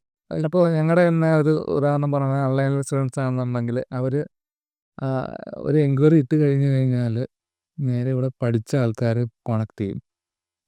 അവരുടെ ഫീഡ്ബാക്കൊക്കെ എടുത്തിട്ടാണ് ഇവിടെ ജോയിൻ ചെയ്യുന്നത്. അതെ അപ്പോൾ ആ ഒരു പണ്ടൊക്കെ എന്ന് പറഞ്ഞാൽ നമ്മൾ കോളേജ് അഡ്മിഷൻ എടുക്കണമെന്നുണ്ടെങ്കിൽ എന്ത് ചെയ്യുമായിരുന്നു? ഡയറക്ട്സ് പോയി എന്തെങ്കിലും എൻക്വയറി ഹോസ്പിറ്റലാണെന്നൊന്നും എടുക്കുന്നു. ഇപ്പോൾ ആ പ്രോസസ്സേ ഉള്ളി മാറിയിട്ടുണ്ട്. അത് കണക്ക് തന്നെയാണ് ഇപ്പോൾ ഇൻഫ്ലുവൻസർ കോമിലൊക്കെ വരുന്നത്. അപ്പോൾ സോഷ്യൽ ഇൻഫ്ലുവൻസേഴ്സിൻ്റെയൊക്കെ ക്യാമ്പയിൻസ് കണ്ടിട്ട് ക്വിക്ക് ബൈയിങ് ചെയ്യുന്നുണ്ട് ഒക്കെ. അപ്പോൾ ഡിസിഷൻ പ്രോസസ്സൊക്കെ ഫുള്ളി മേക്കിംഗ് കംപ്ലീറ്റ്ലി ചെയ്യപ്പെട്ടു. ചെയ്തപ്പെടുന്നത്. നമ്മൾ പഴയ കോപ്പി ബുക്ക് സ്റ്റൈൽ എടുത്തിട്ട് കാര്യമില്ല. യൂസറിന്റെ പ്രിഫറൻസസ് മനസ്സിലാക്കി അതിനനുസരിച്ച് കോപ്പി റൈറ്റിംഗ് അല്ലെങ്കിൽ എന്ത് മാർക്കറ്റിംഗ് മെസ്സേജിങ് ആണോ നിങ്ങൾ ഡെലിവർ ചെയ്യുന്നത് അതിന്റെ സെൻട്രൽ പോയിന്റ് എപ്പോഴും യൂസർ ഇൻസൈറ്റ്സ് ആയിരിക്കും. അതെ, ഈ കോപ്പി റൈറ്റിംഗ് ഒരു കരിയറായിട്ട് വരുന്ന സ്റ്റുഡൻസ് അല്ലെങ്കിൽ ആഗ്രഹമുള്ള സ്റ്റുഡൻസ് ഉണ്ടോ? അവർ എങ്ങനെ ഇതിനെ അപ്രോച്ച് ചെയ്യണമെന്നുള്ളതാണ്. ഇപ്പോൾ കോപ്പി റൈറ്റിംഗിൽ ഒരുപാട് അവന്യൂസ് ഉണ്ട്. ഇപ്പൊ നിങ്ങൾ ചുറ്റും നോക്കുന്നതെല്ലാം കണ്ടന്റ് ആണ്. അതെ, അവിടെ എല്ലാം ഒരു കോപ്പി റൈറ്റർ റോളിനുള്ള ഒരു പെർസ്പെക്റ്റീവ് ഉണ്ട്, അല്ലെങ്കിൽ അതിനൊരു ഓപ്ഷൻ ഉണ്ടോ. അപ്പോൾ ഞാൻ ഫൈവറിലൊക്കെ നോക്കുന്ന സമയത്ത് ഈ ഡേറ്റിംഗ് സൈറ്റിൽ പേഴ്സണൽ പ്രൊഫൈലിന് വേണ്ടി ബയോ എഴുതാൻ വേണ്ടി മാത്രമുള്ള കോപ്പി റൈറ്റേഴ്സ് ഉണ്ട്. ഓരോ നീഷ B2B ഇമെയിൽ റൈറ്റിംഗ് മാത്രം ചെയ്യുന്നവരൊക്കെ, സൈബർ സെക്യൂരിറ്റിക്ക് വേണ്ടി മാത്രം ലാൻഡിംഗ് പേജ് ക്രിയേറ്റ് ചെയ്ത. അപ്പോൾ പിന്നെ ഒരു വെബ്സൈറ്റിന്റെ ഹോം പേജ് മെസ്സേജിങ് മാത്രം ചെയ്യുന്ന കോപ്പി റൈറ്റേഴ്സ്. ഇപ്പോൾ ഒരുപാട് അവന്യൂസ് ഉണ്ട്. സ്ഥിരം ഒരു ഏജൻസി മോഡലിന് അപ്പുറത്തേക്ക് ഒരു ഹോർഡിംഗ് കോപ്പി അപ്പുറത്തേക്ക് എല്ലാം മാറി. ഇപ്പോൾ എവിടെയൊക്കെ മാർക്കറ്റിംഗ് മെസ്സേജിങ് വരുന്നുണ്ടോ അല്ലെങ്കിൽ എവിടെയൊക്കെ ക്ലയൻറ്റ് ഫേസിങ് ഇൻട്രാക്ഷൻസ് വരുന്നുണ്ടോ അവിടെയെല്ലാം ഒരു കോപ്പി റൈറ്ററുടെ റോൾ ഇമ്പോർട്ടൻ്റ് ആണ്. പിന്നെ ഇപ്പോൾ കോപ്പി റൈറ്റിംഗ് എന്ന് പറയുന്നത് ഒരു $30 ബില്യൺ ഇൻഡസ്ട്രിയാണ്. അതെ, അപ്പോൾ $30 ബില്യൺ ഇൻഡസ്ട്രി എന്ന് പറയുമ്പോൾ നമ്മൾ മനസ്സിലാക്കേണ്ടത് ഏത് കാലഘട്ടത്തിലാണ് നമ്മൾ എത്തി നിൽക്കുന്നത്. AI ഉണ്ട്. AI ഉള്ള ടൈമിലാണ് ഒരു $30 ബില്യൺ ഇൻഡസ്ട്രി ആയിട്ട് കോപ്പി റൈറ്റിംഗ് മാറിയിട്ടുണ്ട്. വിച്ച് മീൻസ് കണ്ടന്റിന് ഒരുപാട് സാധ്യതകളുണ്ട്, കോപ്പി റൈറ്റേഴ്സിന് ഒരുപാട് സാധ്യതകളുണ്ട്. ഇത്രയും AI ടൂൾസ് ഉണ്ട്.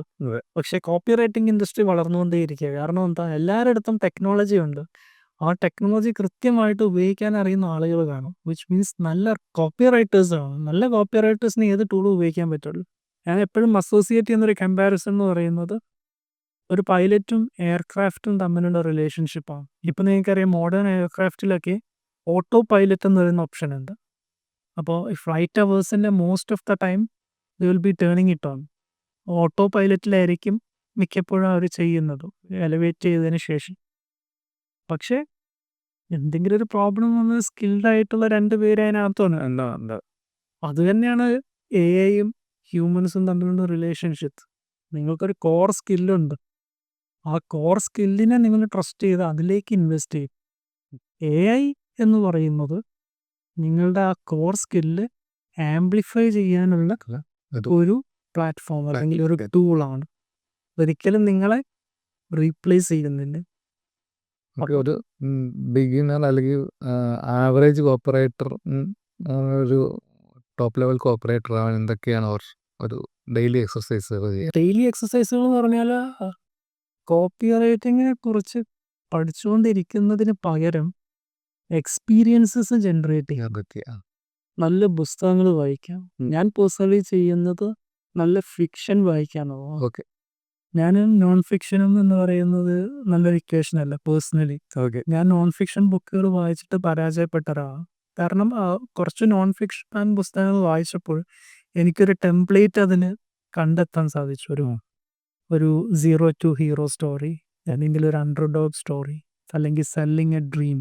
ഓക്കെ, അത് എൻ്റെ മാത്രം പെർസ്പെക്റ്റീവാണ്. ഡിഫറെൻ്റ് ഒപ്പീനിയൻ എന്തായാലും ഉണ്ടായിരിക്കും.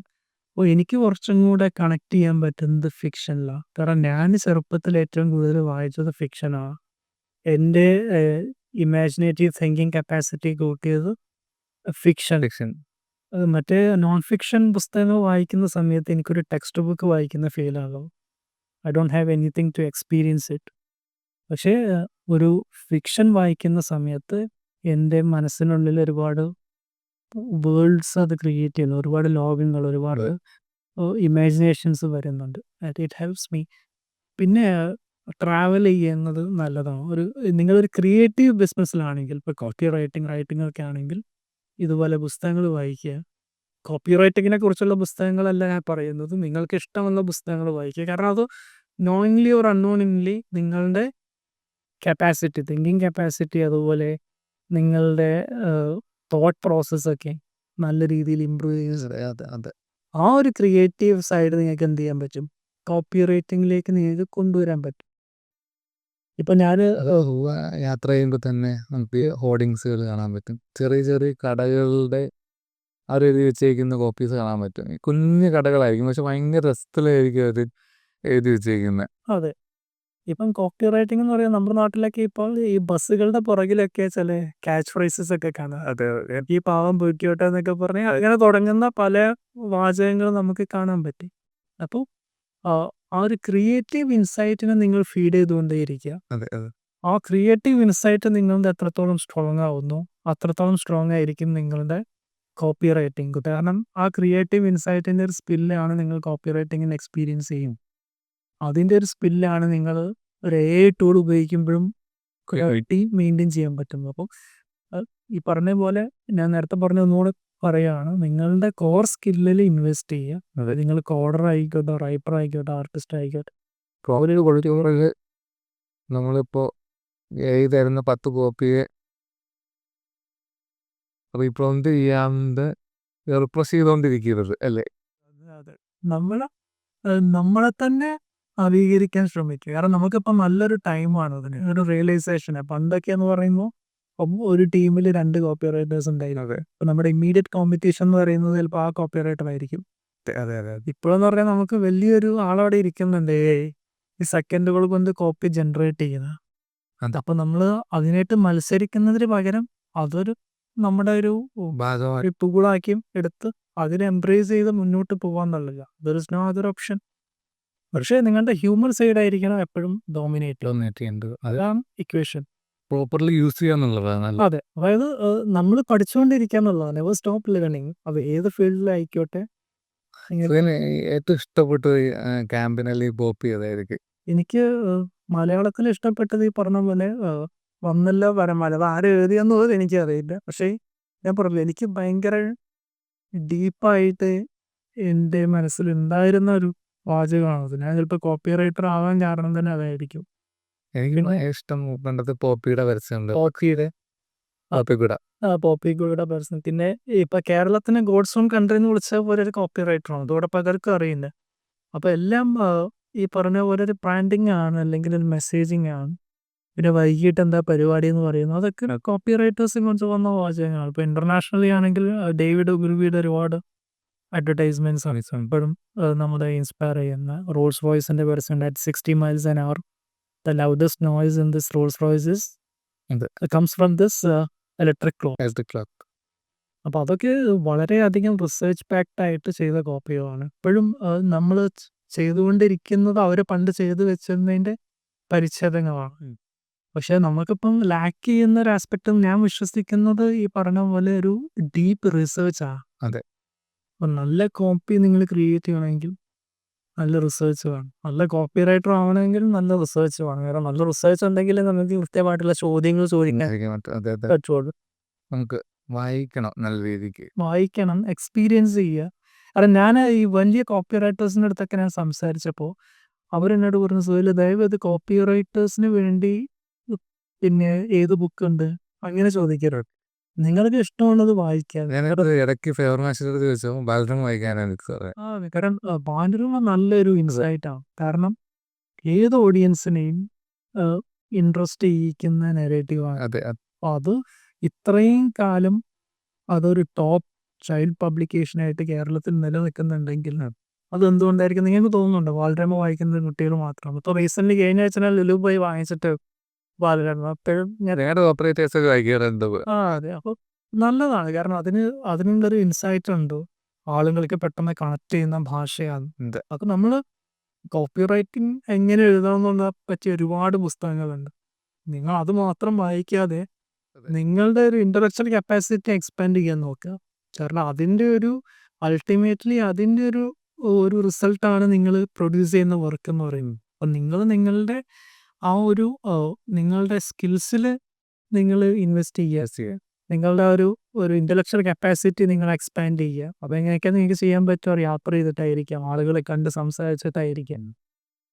അപ്പോൾ അത് മാക്സിമം നിങ്ങൾ നേച്ചർ ചെയ്തുകൊണ്ടിരിക്കുക എന്നുള്ളതാണ് നല്ലൊരു കോപ്പി റൈറ്റർ ആവാനുള്ള ഏറ്റവും വലിയ ട്രൈറ്റ്. ബാക്കിയെല്ലാം പിന്നീട് വരുമ്പോൾ നിങ്ങൾക്ക് എത്രത്തോളം വൊക്കാബുലറി അറിയുന്നുണ്ടോ, നിങ്ങൾ പിന്നെ എത്ര സ്പീഡിൽ നിങ്ങൾക്ക് കോപ്പി ചെയ്താൻ പറ്റുന്നൊക്കെ. പക്ഷെ നിങ്ങൾ ബേസിക്കലി ഒരു ഹ്യൂമൻ ഇമോഷൻസ് മനസ്സിലാക്കണമെങ്കിൽ പല രീതിയിലുള്ള മെറ്റീരിയലോട് നിങ്ങൾ എക്സ്പോസ്ഡ് ആയിരിക്കാം. ഓക്കെ. നമുക്കിപ്പോൾ ഒരു ക്യാമ്പയിനൊക്കെ പ്ലാൻ ചെയ്യുമ്പോൾ ഈ കോപ്പറേറ്റർ എത്രത്തോളം അതിൽ ഇൻവോൾവ് ചെയ്ത് ഓരോ ചിലതും മൾട്ടി ചാനൽ ആട്രിബ്യൂഷൻ ആയിരിക്കും, അല്ലെങ്കിൽ മൾട്ടി ചാനലായിരിക്കും. നമ്മൾ 360 ക്യാമ്പയിനൊക്കെ ആയിരിക്കും പ്ലാൻ ചെയ്യുന്നത്. അതെ. അപ്പോൾ ഓരോ ചാനലിനും പോകുന്ന കോപ്പീസ് എങ്ങനെ എഴുതണമെന്ന് ആയിരിക്കും ഒരു കോപ്പറേറ്ററുടെ. അത് സാധാരണ രീതിയിലൊരു ടീം ഉണ്ടായിരിക്കുന്നത്. ഇപ്പം ചിലരിപ്പം ഫേസ്ബുക്ക് അഡ്വർടൈസിങ് അല്ലെങ്കിൽ മെറ്റ മാത്രം ചെയ്യുന്നവരുണ്ടായിരിക്കും, ചിലർ ഔട്ട്ഡോർ മാത്രം ചെയ്യുന്നവരുണ്ടായിരിക്കും, അല്ലെങ്കിൽ ഇതെല്ലാം ചെയ്യുന്ന ചിലപ്പോൾ ഒരു കോപ്പി ടീമായിരിക്കും, അല്ലെങ്കിൽ ക്രിയേറ്റീവ് ഹെഡ് ആയിരിക്കാം. അപ്പോൾ ക്ലയൻറ്റിന് എന്തായാലും ഒരുപാട് എക്സ്പെക്റ്റേഷൻസ് ഉണ്ടായിരിക്കും. അപ്പം client comes to you with a lot of expectations. പിന്നെ അവരുടെ ഒരുപാട് റിസൾട്ട്സ്, അവർ ആൻറ്റിസിപ്പേറ്റ് ചെയ്യുന്ന റിസൾട്ട്സ് ഉണ്ടായിരിക്കും. നമ്മളെന്ന് ചെയ്യേണ്ടതെന്ന് വെച്ചാൽ നമ്മുടെ ക്രിയേറ്റീവ് ഇൻസൈറ്റും ആ പ്ലാറ്റ്ഫോം സ്പെസിഫിക് ആയിട്ടുള്ള ഡേറ്റയും കൂടെ ചേർത്ത് വേണം ആ ക്യാമ്പയിൻ സെറ്റ് ചെയ്യാൻ. That's ideal equation. നമ്മുടെ ക്രിയേറ്റീവ് ഇൻസൈറ്റ് എന്ന് പറഞ്ഞാൽ നമ്മുടെ സ്റ്റോറി ഡിഫറെൻ്റ് ആയിരിക്കണം ആ പ്ലാറ്റ്ഫോമിൽ പോകുമ്പോൾ. പിന്നെ നമ്മുടെ ആ പ്ലാറ്റ്ഫോം ഇൻസൈറ്റ് എന്ന് പറയുന്നത് ആ പ്ലാറ്റ്ഫോമിനൊരു സ്വഭാവം ഉണ്ടായിരിക്കും. ഇപ്പോൾ റെഡിറ്റിൽ നിങ്ങളൊരു പോപ്പപ്പ് ആഡ് ക്രിയേറ്റ് ചെയ്യുക, അല്ലെങ്കിൽ കോറയിൽ നിങ്ങളൊരു പോപ്പപ്പ് ആഡ് ക്രിയേറ്റ് ചെയ്യുന്ന പോലെ ആയിരിക്കില്ല നിങ്ങളുടെ ഫേസ്ബുക്ക് അഡ്വർടൈസിങ് സ്ട്രാറ്റജി. അതുപോലെ ആയിരിക്കില്ല നിങ്ങളുടെ OOH സ്ട്രാറ്റജി, അല്ലെങ്കിൽ ഔട്ട്ഡോർ അഡ്വർടൈസിങ് സ്ട്രാറ്റജി. അതുപോലെ ആയിരിക്കില്ല TV സീസൺ. അപ്പം ആ പ്ലാറ്റ്ഫോം മനസ്സിലാക്കുക, ആ പ്ലാറ്റ്ഫോമിനനുസരിച്ച് നമ്മുടെ ക്രിയേറ്റീവ് സ്ട്രാറ്റജി ഫ്ലെക്സിബിൾ ആക്കുക. പക്ഷെ മെസ്സേജിങ് എന്തായിരിക്കണം? സെയിം. ആ മെസ്സേജിങ് ആദ്യം സെറ്റ് ചെയ്യുന്നു. ആ മെസ്സേജിങ് സെറ്റ് ചെയ്താൽ we got the why. The how is decided by the platform. Okay. അപ്പോൾ നമുക്ക് ഈ പുതുതായിട്ടൊരു ബ്രാൻഡിനെ നമ്മൾ സ്ക്രാച്ചിൽ നിന്ന് ബിൽഡ് ചെയ്യുമ്പോൾ നമുക്കൊരു വിഷനും മിഷനും ഓൺലൈൻ സ്റ്റേറ്റ്മെൻറ്റൊക്കെ ഒരു ഓപ്പറേറ്ററിൻ്റെ തലയിലായിരിക്കും വരുന്നത്. അപ്പോൾ ആ ഒരു ബ്രാൻഡ് ഓണറിൻ്റെ എങ്ങനെ അതിൻ്റെ പ്രോപ്പർ വിഷനും മിഷനൊക്കെ ചോദിച്ച് മനസ്സിലാക്കാം എന്നുള്ളത്.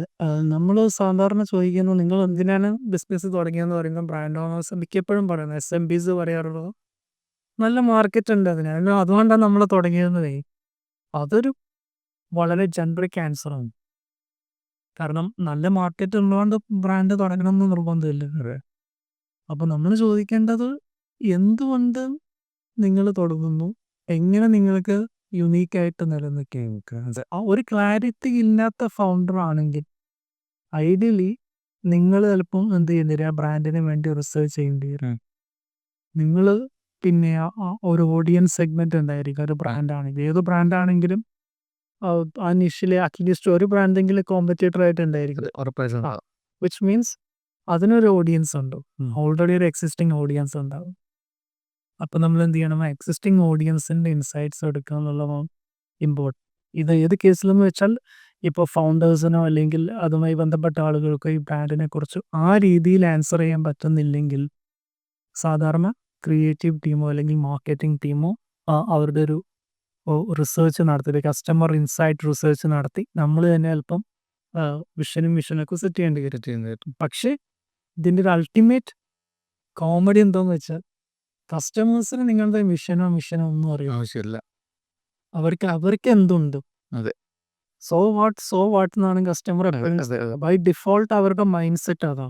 നമ്മളിപ്പോൾ ഈ ബ്രാൻഡിങ് പ്രോസസ്സിലൊക്കെ പോകുമ്പോൾ നമുക്ക് ഈ ബ്രാൻഡ് ബുക്ക് ഒക്കെ ഇല്ലാത്ത ക്ലയൻസ് ഉണ്ടാവും. നമ്മൾ തന്നെ ഒരു ഓൺലൈൻ സ്റ്റേറ്റ്മെൻ്റൊക്കെ ബിൽഡ് ചെയ്തിട്ടായിരിക്കും ബാക്കിയുള്ളത് പോകുന്നത്. അപ്പോൾ ഈ ഓൺലൈൻ സ്റ്റേറ്റ്മെൻറ്റ് നമ്മൾ ബിൽഡ് ചെയ്യുമ്പോൾ എന്തൊക്കെയായിരിക്കും ശ്രദ്ധിക്കുന്നത്? നമ്മൾ ഒരു സ്റ്റേറ്റ്മെൻറ്റിലേക്ക് കടക്കുമ്പോൾ നമ്മൾ സ്ഥിരമായിട്ട് ചെയ്യാൻ നമുക്ക് ഏറ്റവും എളുപ്പമുള്ള പരിപാടി എന്ന് പറഞ്ഞാൽ ഇപ്പോൾ ഒരു സ്റ്റേറ്റ്മെൻറ്റ് എഴുതുമ്പോൾ this brand has started to do this അല്ലെങ്കിൽ അവർ mission is to do this അത് വളരെ എളുപ്പമായിരുന്നു. അപ്പോൾ അതിന് പകരം എന്തുകൊണ്ട് ആളുകൾ ഈ ബ്രാൻഡിലേക്ക് അട്രാക്റ്റഡ് ആയില്ല? നമ്മൾ ആ ഒരു കസ്റ്റമറുടെ ഒരു പെർസ്പെക്റ്റീവ് ഉണ്ട്. ഇതിലെല്ലാം കോമൺ ആയിട്ട് വരുന്നത് കസ്റ്റമറുടെ ഒരു പെർസ്പെക്റ്റീവാണ്. ആ പെർസ്പെക്റ്റീവ് നമ്മൾ അല്ലെങ്കിൽ കസ്റ്റമറിന് എന്താണോ വേണ്ടത് അതിൻ്റെ ഒരു റിഫ്ലക്ഷൻ ആയിരിക്കണം നമ്മുടെ ഫൗണ്ടേഷൻ, ബ്രാൻഡ് ഫൗണ്ടേഷൻസ് വിഷൻ ആയിക്കോട്ടെ, നമ്മുടെ ഇപ്പോൾ നെക്സ്റ്റ് 10 ഇയർ പ്ലാൻ ആയിക്കോട്ടെ. കാരണം കസ്റ്റമർ ഇല്ലെങ്കിൽ അതെ, ആ ബ്രാൻഡിന് സർവൈവ് ചെയ്യാൻ പറ്റും. നമ്മൾ തന്നെ ഒരുപാട് ഉദാഹരണങ്ങൾ കണ്ടിട്ടുണ്ട്. അതിൻ്റെ കേരളത്തിൽ തന്നെ ഒരുപാട് ബ്രാൻഡുകൾ വന്നുപോയി. ഇന്ത്യയിൽ തന്നെ ഒരുപാട് ബ്രാൻഡുകൾ വന്നുപോയി. അതെന്താണെന്ന് വെച്ചാൽ പിന്നെ ഒരു പരിധിക്കപ്പുറം നമ്മൾ കസ്റ്റമർ ഇൻസൈറ്റ് എടുക്കാതെ നമ്മൾ നമുക്ക് നമ്മുടെ ബ്രാൻഡ് വലുതായിരിക്കും. പക്ഷേ കസ്റ്റമറിന് അങ്ങനെ ആയിക്കോളണമെന്നില്ല. അതാണ് അതിൻ്റെ സിമ്പിൾ അണ്ടർസ്റ്റാൻഡിങ്. അപ്പോൾ നമ്മളെപ്പോഴും ആ കസ്റ്റമറുടെ മെസ്സേജിങ് നമ്മുടെ സ്റ്റേറ്റ്മെൻറ്റിലേക്കും നമ്മുടെ ബ്രാൻഡ് ഗൈഡ് ലൈൻസിലേക്കും ഒക്കെ കൊണ്ടുവരും. അല്ലെങ്കിൽ കസ്റ്റമറിന് എന്ത് വേണം നമ്മുടെ ഇപ്പോൾ റൂട്ട് എന്ന് പറയുന്നത് എപ്പോഴും കസ്റ്റമർ ഡ്രിവൺ ആയിരിക്കണം ഒരു ബ്രാൻഡിന്. അങ്ങനെ വിശ്വസിക്കുന്ന ഒരാളാണ്. അങ്ങനെ ചെയ്യുന്ന ബ്രാൻഡാണ് ലോങ് ലൈഫിൽ സസ്റ്റെയിൻ ചെയ്ത് നിൽക്കുക. മറ്റതൊരു ബൂം വരും, പിന്നെ ആ നോയ്സിലേക്ക് ഡിസോൾവ് ആയി പോകും. നമ്മുടെ ഈ വിഷനും മിഷനും ഈ ഓൺലൈൻ സ്റ്റേറ്റ്മെൻറ്റും ബ്രാൻഡിൻ്റെ കോർ വാല്യൂസൊക്കെ ടീമിനെ നമ്മൾ എത്രത്തോളം ഗൈഡ് ചെയ്ത് കൊടുക്കണമെന്നുള്ള ഓക്കെ, ഇപ്പോൾ ടീമിനെ സംബന്ധിച്ചിടത്തോളം അവരുടെ ഡേ ടു ഡേ വർക്കുകളുടെ ഭാഗമാകാൻ വേണ്ടിയാണ് നമ്മൾ എന്ത് ചെയ്യുന്നത്, ഈ വിഷനും മിഷനൊക്കെ അവർക്ക് വേണ്ടി സെറ്റ് ചെയ്യും. അതിപ്പോൾ നമ്മളൊരു brand let's say we put customers first. അതാണ് ഒരു ബ്രാൻഡിൻ്റെ ഒരു സിമ്പിൾ മിഷൻ സ്റ്റേറ്റ്മെൻറ്റ് എന്ന് പറഞ്ഞാൽ. അത് നമ്മളുടെ ടീമിൻ്റെ അടുത്ത് നമ്മൾ സംസാരിക്കുമ്പോൾ നമ്മൾ ചെയ്യേണ്ടത് അവരെ ഏറ്റവും ബെസ്റ്റ് വർക്ക് ചെയ്യിക്കാൻ കേപ്പബിൾ ആവുന്ന രീതിയിലായിരിക്കണം മെസ്സേജിങ് ഫോളോ ഒക്കെ. ഇപ്പം അവർ ചോദിക്കും എന്താണ് കസ്റ്റമർ ഫസ്റ്റ് അതെ എന്നും പറയുന്നത്, അല്ലെങ്കിൽ എന്താണ് customer first equation. Customer first equation എന്ന് പറയുമ്പം ആ ബ്രാൻഡിനായിട്ട് കസ്റ്റമർ വരുന്ന ഓരോ ഇൻട്രാക്ഷനിലും അത് മാക്സിമം ഫ്രിക്ഷൻ ഇല്ലാതെ പോകുന്ന ഇൻട്രാക്ഷൻ ആയിരിക്കും. മാക്സിമം ഫ്രിക്ഷൻ ഇല്ലാതെ പോകുന്ന ഇൻട്രാക്ഷൻ എന്ന് പറയുമ്പോൾ എന്ത് ചെയ്യണം, നമ്മുടെ ടീം അത്രയും എഫിഷ്യൻ്റ് ആയിരിക്കണം. ടീം എഫിഷ്യൻസി എന്ന് പറഞ്ഞാൽ എന്തായിരിക്കണം, പ്രൊഡക്റ്റീവ് വർക്ക് സ്പേസ് ആയിരിക്കണം, അല്ലെങ്കിൽ പ്രൊഡക്റ്റീവ് ടീം ആയിരിക്കും. പ്രൊഡക്റ്റീവ് ടീം എന്ന് പറഞ്ഞാൽ എന്താണ്, ഓരോരുത്തരുടെയും റോള് അവർ വളരെ കൃത്യമായിട്ട് ഫോളോ ചെയ്ത് ചെയ്യുന്ന കാര്യങ്ങളാണ്. അത് ഒരു വലിയ സ്റ്റേറ്റ്മെൻറ്റിൽ നിന്ന് നമ്മൾ താഴെ വന്ന എവിടെ എത്തി, ഡേ ടു ഡേ ടാസ്കിലെത്തി. അങ്ങനെ വേണം നമ്മൾ മിഷൻ കമ്മ്യൂണിക്കേറ്റ് ചെയ്യുക. കാരണം പലപ്പോഴും സംഭവിക്കുന്നതെന്ന് വെച്ചാൽ ഒരു ബോർഡ് റൂമിൽ നമ്മുടെ മിഷനൊക്കെ വലിയ കാര്യത്തിൽ പറയും, പക്ഷെ അതിൻ്റെ ഏറ്റവും റൂട്ട് ലെവലിൽ അതെങ്ങനെ വർക്കൗട്ട് ചെയ്യുന്നതെന്ന് നമ്മൾ കാണിച്ചു കൊടുക്കില്ല. അതെ അതെ, ഏറ്റവും താഴെക്കടയിൽ നിന്നായാലും ആരുടെ ചോദിച്ചാലും ഈ വിഷനായിരിക്കണം പറയേണ്ടത്. അതെ, ആ വിഷനിലേക്ക് എങ്ങനെ നമുക്ക് കോൺട്രിബ്യൂട്ട് ചെയ്യാൻ പറ്റും. ഒരു ഇന്റേണൽ വരുവാണെങ്കിൽ കൂടെ ആ വിഷൻ നമ്മൾ കമ്മ്യൂണിക്കേറ്റ് ചെയ്യാൻ പഠിക്കും. എങ്കിലേ ആ ഇന്റേണൽ എന്ത് ചെയ്യാൻ പറ്റുള്ളൂ, അവരുടെ സ്കില്ല് ഉപയോഗിച്ചിട്ട് ആ വിഷനിലേക്ക് എങ്ങനെ കോൺട്രിബ്യൂട്ട് ചെയ്യാൻ. പക്ഷെ അവർ ചിലപ്പോൾ ഒരു സെയിൽസ് ടീമിൻ്റെ റെപ്രസെൻറ്റേറ്റീവ് ആയിരിക്കും. അപ്പോൾ അവരുടെ KPI അല്ലെങ്കിൽ വിഷൻ എന്ന് പറയുന്നത് ഏറ്റവും കൂടുതൽ കോൾസ് അറ്റൻഡ് ചെയ്യുക, എന്നിട്ടത് മാർക്കറ്റിംഗ് ടീമിലേക്ക് അല്ലെങ്കിൽ വേറെ ടീമിലേക്ക് അത് എസ്കലേറ്റ് ചെയ്യുകയാണല്ലോ. അതിനു വേണ്ടി അവർ പരിശ്രമിക്കും. കമ്മ്യൂണിക്കേഷൻ ഉണ്ടെന്നുണ്ടെങ്കിൽ അത് പ്രോപ്പറായിട്ട് എങ്ങനെ കസ്റ്റമറായിട്ട് കമ്മ്യൂണിക്കേറ്റ് ചെയ്യാമെന്നൊരു പ്രോസസ്സ് തന്നെ ഓട്ടോമാറ്റിക്കലി ബിൽഡാവും. എനിക്ക് തോന്നി most of the brands fail ആയത് ഈ ഒരു റീസൺ കൊണ്ട് ആണ്. അതെ, കാരണം കസ്റ്റമർ ഫോക്കസ്ഡ് ആവുന്ന ബ്രാൻഡുകളാണ് സസ്റ്റെയിൻ ചെയ്ത് നിൽക്കുന്നത്. നമ്മൾ തന്നെ കണ്ടിട്ടുണ്ട് ഒരുപാട് ഇപ്പോൾ ടെക്നോളജി ഡ്രിവൺ ആയിട്ടുള്ള ബ്രാൻഡുകൾ. ഇപ്പം ബ്ലാക്ക്ബെറി എന്ന് പറയുന്ന ഫോമിൻ്റെ എക്സാമ്പിൾ നമുക്ക് എടുക്കാം. അവർ ചേഞ്ച് ആയില്ല, അതായത് കാലത്തിനനുസരിച്ച് മാറി. അതെ പക്ഷെ ബ്ലാക്ക്ബെറിക്ക് ഒരു അപ്പർ ഹാൻഡ് ഉണ്ടായിരുന്നു, ഒരു പ്രീമിയം സെഗ്മെന്റ് എന്ന് പറയുന്നത്. ഒരു കാലത്ത് ഏറ്റവും കൂടുതൽ CEOs ഉപയോഗിച്ച ഫോണായിരുന്നു ബ്ലാക്ക്ബെറി. പിന്നെ എങ്ങനെയാ അത് ആപ്പിൾ ഹൈജാക്ക് ചെയ്തത്? അവർ കസ്റ്റമർക്ക് ആ ഒരു ഇൻസൈറ്റ് എടുത്തു. എന്താണ് കസ്റ്റമറിന് വേണ്ടത് അത് ഏറ്റവും മനോഹരമായിട്ട് കൊടുത്തു. ഒരുപാട് ഫീച്ചേഴ്സ് ഇട്ട് അലക്കുകയല്ല ചെയ്യുന്നത്. കസ്റ്റമറിന് എന്താണ് വേണ്ടത് ബെസ്റ്റ് ആയിട്ട് പൊതിഞ്ഞു. ഇമോഷനെയാണ് ആപ്പിളൊക്കെ സെയിൽ ചെയ്തത്.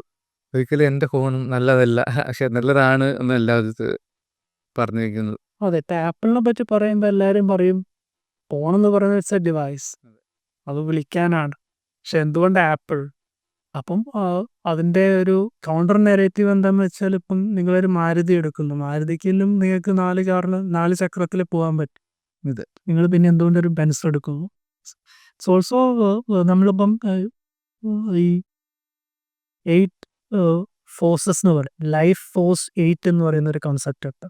ക്യാഷ് പെർട്ടൈസിങ് എന്ന് പറയുന്നൊരു പുസ്തകത്തിൽ വന്നൊരു കോൺസെപ്റ്റ്.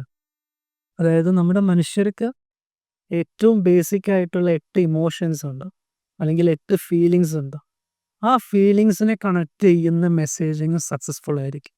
അതിലേറ്റവും പറയുന്ന ഒരു ഫീലിംഗ് അല്ലെങ്കിൽ ഒരു ഇമോഷൻ എന്ന് പറയുന്നത് അപ്രൂവലാണ്, സോഷ്യൽ അപ്രൂവൽ. മറ്റുള്ളവരുടെ മുന്നിൽ സ്റ്റാറ്റസ് സിമ്പിൾ, എനിക്ക് സോഷ്യൽ അപ്രൂവൽ കിട്ടണമെങ്കിൽ നമ്മൾ എന്ത് ചെയ്യണം? നമ്മൾ ഒരു ലെവലിലേക്കെങ്കിലും നമ്മൾ ഉയരണം. ആ ഒരു മെസ്സേജിങ്ങിനെ സാറ്റിസ്ഫൈ ചെയ്യുന്ന ഒരു ബ്രാൻഡാണ് ആക്ച്വലി ആപ്പിൾ. നമുക്ക് മോസ്റ്റ് ഓഫ് ദ ഏജൻസീസും മാർക്കറ്റേഴ്സൊക്കെ ഫേസ് ചെയ്യുന്ന ക്ലയൻറ്റ് വന്നിട്ട് പറയും ഇന്ന് തന്നെ ഒരു വൈറൽ ക്യാമ്പയിൻ സ്ട്രാറ്റജി ബിൽഡ് ചെയ്ത്. അപ്പം കേൾക്കാത്ത ഒരു കോപ്പറേറ്റർ ഉണ്ടാവില്ല. അതെ, നമ്മളെല്ലാവരും ഫേസ് ചെയ്ത കരിയറിൻ്റെ പല ഫേസുകളിലും നമ്മളൊക്കെ നേരിട്ടുള്ളൊരു ചോദ്യമാണത്. ഈ വൈറലാവാനുള്ളൊരു വിറയലുണ്ട് പൊതുവെ ആളുകൾക്ക്. അപ്പോൾ ഇതിൻ്റെ ഇക്വേഷൻ എന്ന് പറയുന്നത് ഇതുവരെ ആരും ബ്രേക്ക് ചെയ്തിട്ടില്ല. എന്തുകൊണ്ടാണോ ഒരു ഒരു റീൽ അല്ലെങ്കിൽ ഒരു പെർട്ടിക്കുലർ പീസ് ഓഫ് കണ്ടന്റ് വൈറലാകുന്നത്, അത് കൂടുതൽ ആളുകൾക്ക് അത് റിലേറ്റ് ചെയ്യാൻ പറ്റുന്നുണ്ടാകാം. പിന്നെ അതിൻ്റെ പുറകിൽ ശക്തമായിട്ടുള്ള ഒരു ആൽഗരിതം പ്ലേയിങ് കൂടെ ഉണ്ടെന്ന് വിശ്വസിക്കുന്നതാണ് ഞാൻ. എസ്പെഷ്യലി ഇൻസ്റ്റഗ്രാം, ഫേസ്ബുക്ക് ഒക്കെ ആണെങ്കിൽ അതിനൊരു ആൽഗരിതം കൂടെ പ്ലേ ചെയ്യുന്നുണ്ട്. പക്ഷെ ആർക്കും ഇതൊരു ടെംപ്ലേറ്റഡ് ഫോർമുല ഇതുവരെ ഡെവലപ്പ് ചെയ്യാൻ പറ്റിയിട്ടില്ല. പല റീസൺസ് കൊണ്ട്. ഇപ്പോൾ ഒരു 60% ചിലപ്പോൾ നമ്മളത് ചെയ്യുന്നുണ്ടായിരിക്കും, ബാക്കി 40% ആൽഗരിതത്തിൻ്റെ കയ്യിലും. നമ്മൾ തന്നെ കണ്ടിട്ടുണ്ട്, ഒരുപാട് എഫേർട്ട് എടുത്ത് നമ്മൾ ചെയ്യുന്ന പ്രൊഡക്ഷൻസ് ചിലപ്പോൾ എന്ത് ആവില്ല, പിന്നെ വൈറലാവില്ല. പക്ഷെ നമ്മൾ ഒട്ടും ഇൻട്രസ്റ്റഡ് അല്ലാതെ അല്ലെങ്കിൽ വളരെ ബേസിക് ആയിട്ട് നമ്മൾ റെക്കോർഡ് ചെയ്യുന്ന കണ്ടന്റ് അല്ലെങ്കിൽ വലിയ രീതിയിലുള്ള ഒരു പ്രൊഡക്ഷൻ വാല്യൂ ഇല്ലാത്ത കണ്ടന്റ് ചിലപ്പം വൈറലാവും. അപ്പോൾ സോഷ്യൽ മീഡിയ ഗെയിം എന്ന് പറയുന്നത് ആ ഒരു റിലേറ്റബിലിറ്റി ഫാക്ടറും ഉണ്ട്, പിന്നെ ഒരു ആൽഗരിതം പ്ലേ ചെയ്യുന്നത്. അത് കറക്റ്റ് ഈ പറഞ്ഞ പോലെ ഒരു ഇക്വേഷൻ ആരും ഞാൻ കണ്ട ആരും ഇതുവരെ ഡെവലപ്പ് ചെയ്തിട്ടില്ല. നമുക്കിപ്പോൾ ഓതനിറ്റിയൊക്കെയുള്ള കോണ്ടൻസിന് എത്രത്തോളം ഇമ്പോർട്ടൻസ് ഉണ്ട്, ഇനി എത്രത്തോളം ഫ്യൂച്ചറിൽ ഓതനിക്കായിട്ട് സത്യസന്ധമായിട്ട് നിൽക്കണം. അതെ, കാരണം ഇന്നത്തെ കാലത്ത് ഓഡിയൻസ് വെൽ ഇൻഫോംഡ് ആണ്, അവർ സ്മാർട്ടാണ്, അവർക്ക് ഇൻഫോർമേഷൻ ആക്സസ് പെട്ടെന്നുണ്ട്. അപ്പോൾ അതിൻ്റെ ഭാഗമായിട്ട് വരുന്നത് എന്താണെന്ന് വെച്ചാൽ അവർ ഈ ബ്രാൻഡഡ് കണ്ടന്റ് ഒരുപാട് കണ്ട് അതെ നമ്മളിപ്പോൾ ഒരു റീല് സ്ക്രോൾ ചെയ്യുന്ന സമയത്ത് ഒരുപാട് ആഡ്സ് കാണുന്നു, എവിടെയും നമ്മൾ അഡ്വർടൈസിങ് കാണുന്നുണ്ട്. ഒതൻറ്റിക് ആവാന്ന് പറഞ്ഞാൽ അവർക്ക് വേണ്ട കാര്യങ്ങൾ, അവർക്ക് റിലേറ്റ് ചെയ്യാൻ പറ്റുന്ന കാര്യങ്ങൾ വെച്ച് മെസ്സേജിങ് സെറ്റ് ചെയ്യണമെന്നുള്ളതാണ്.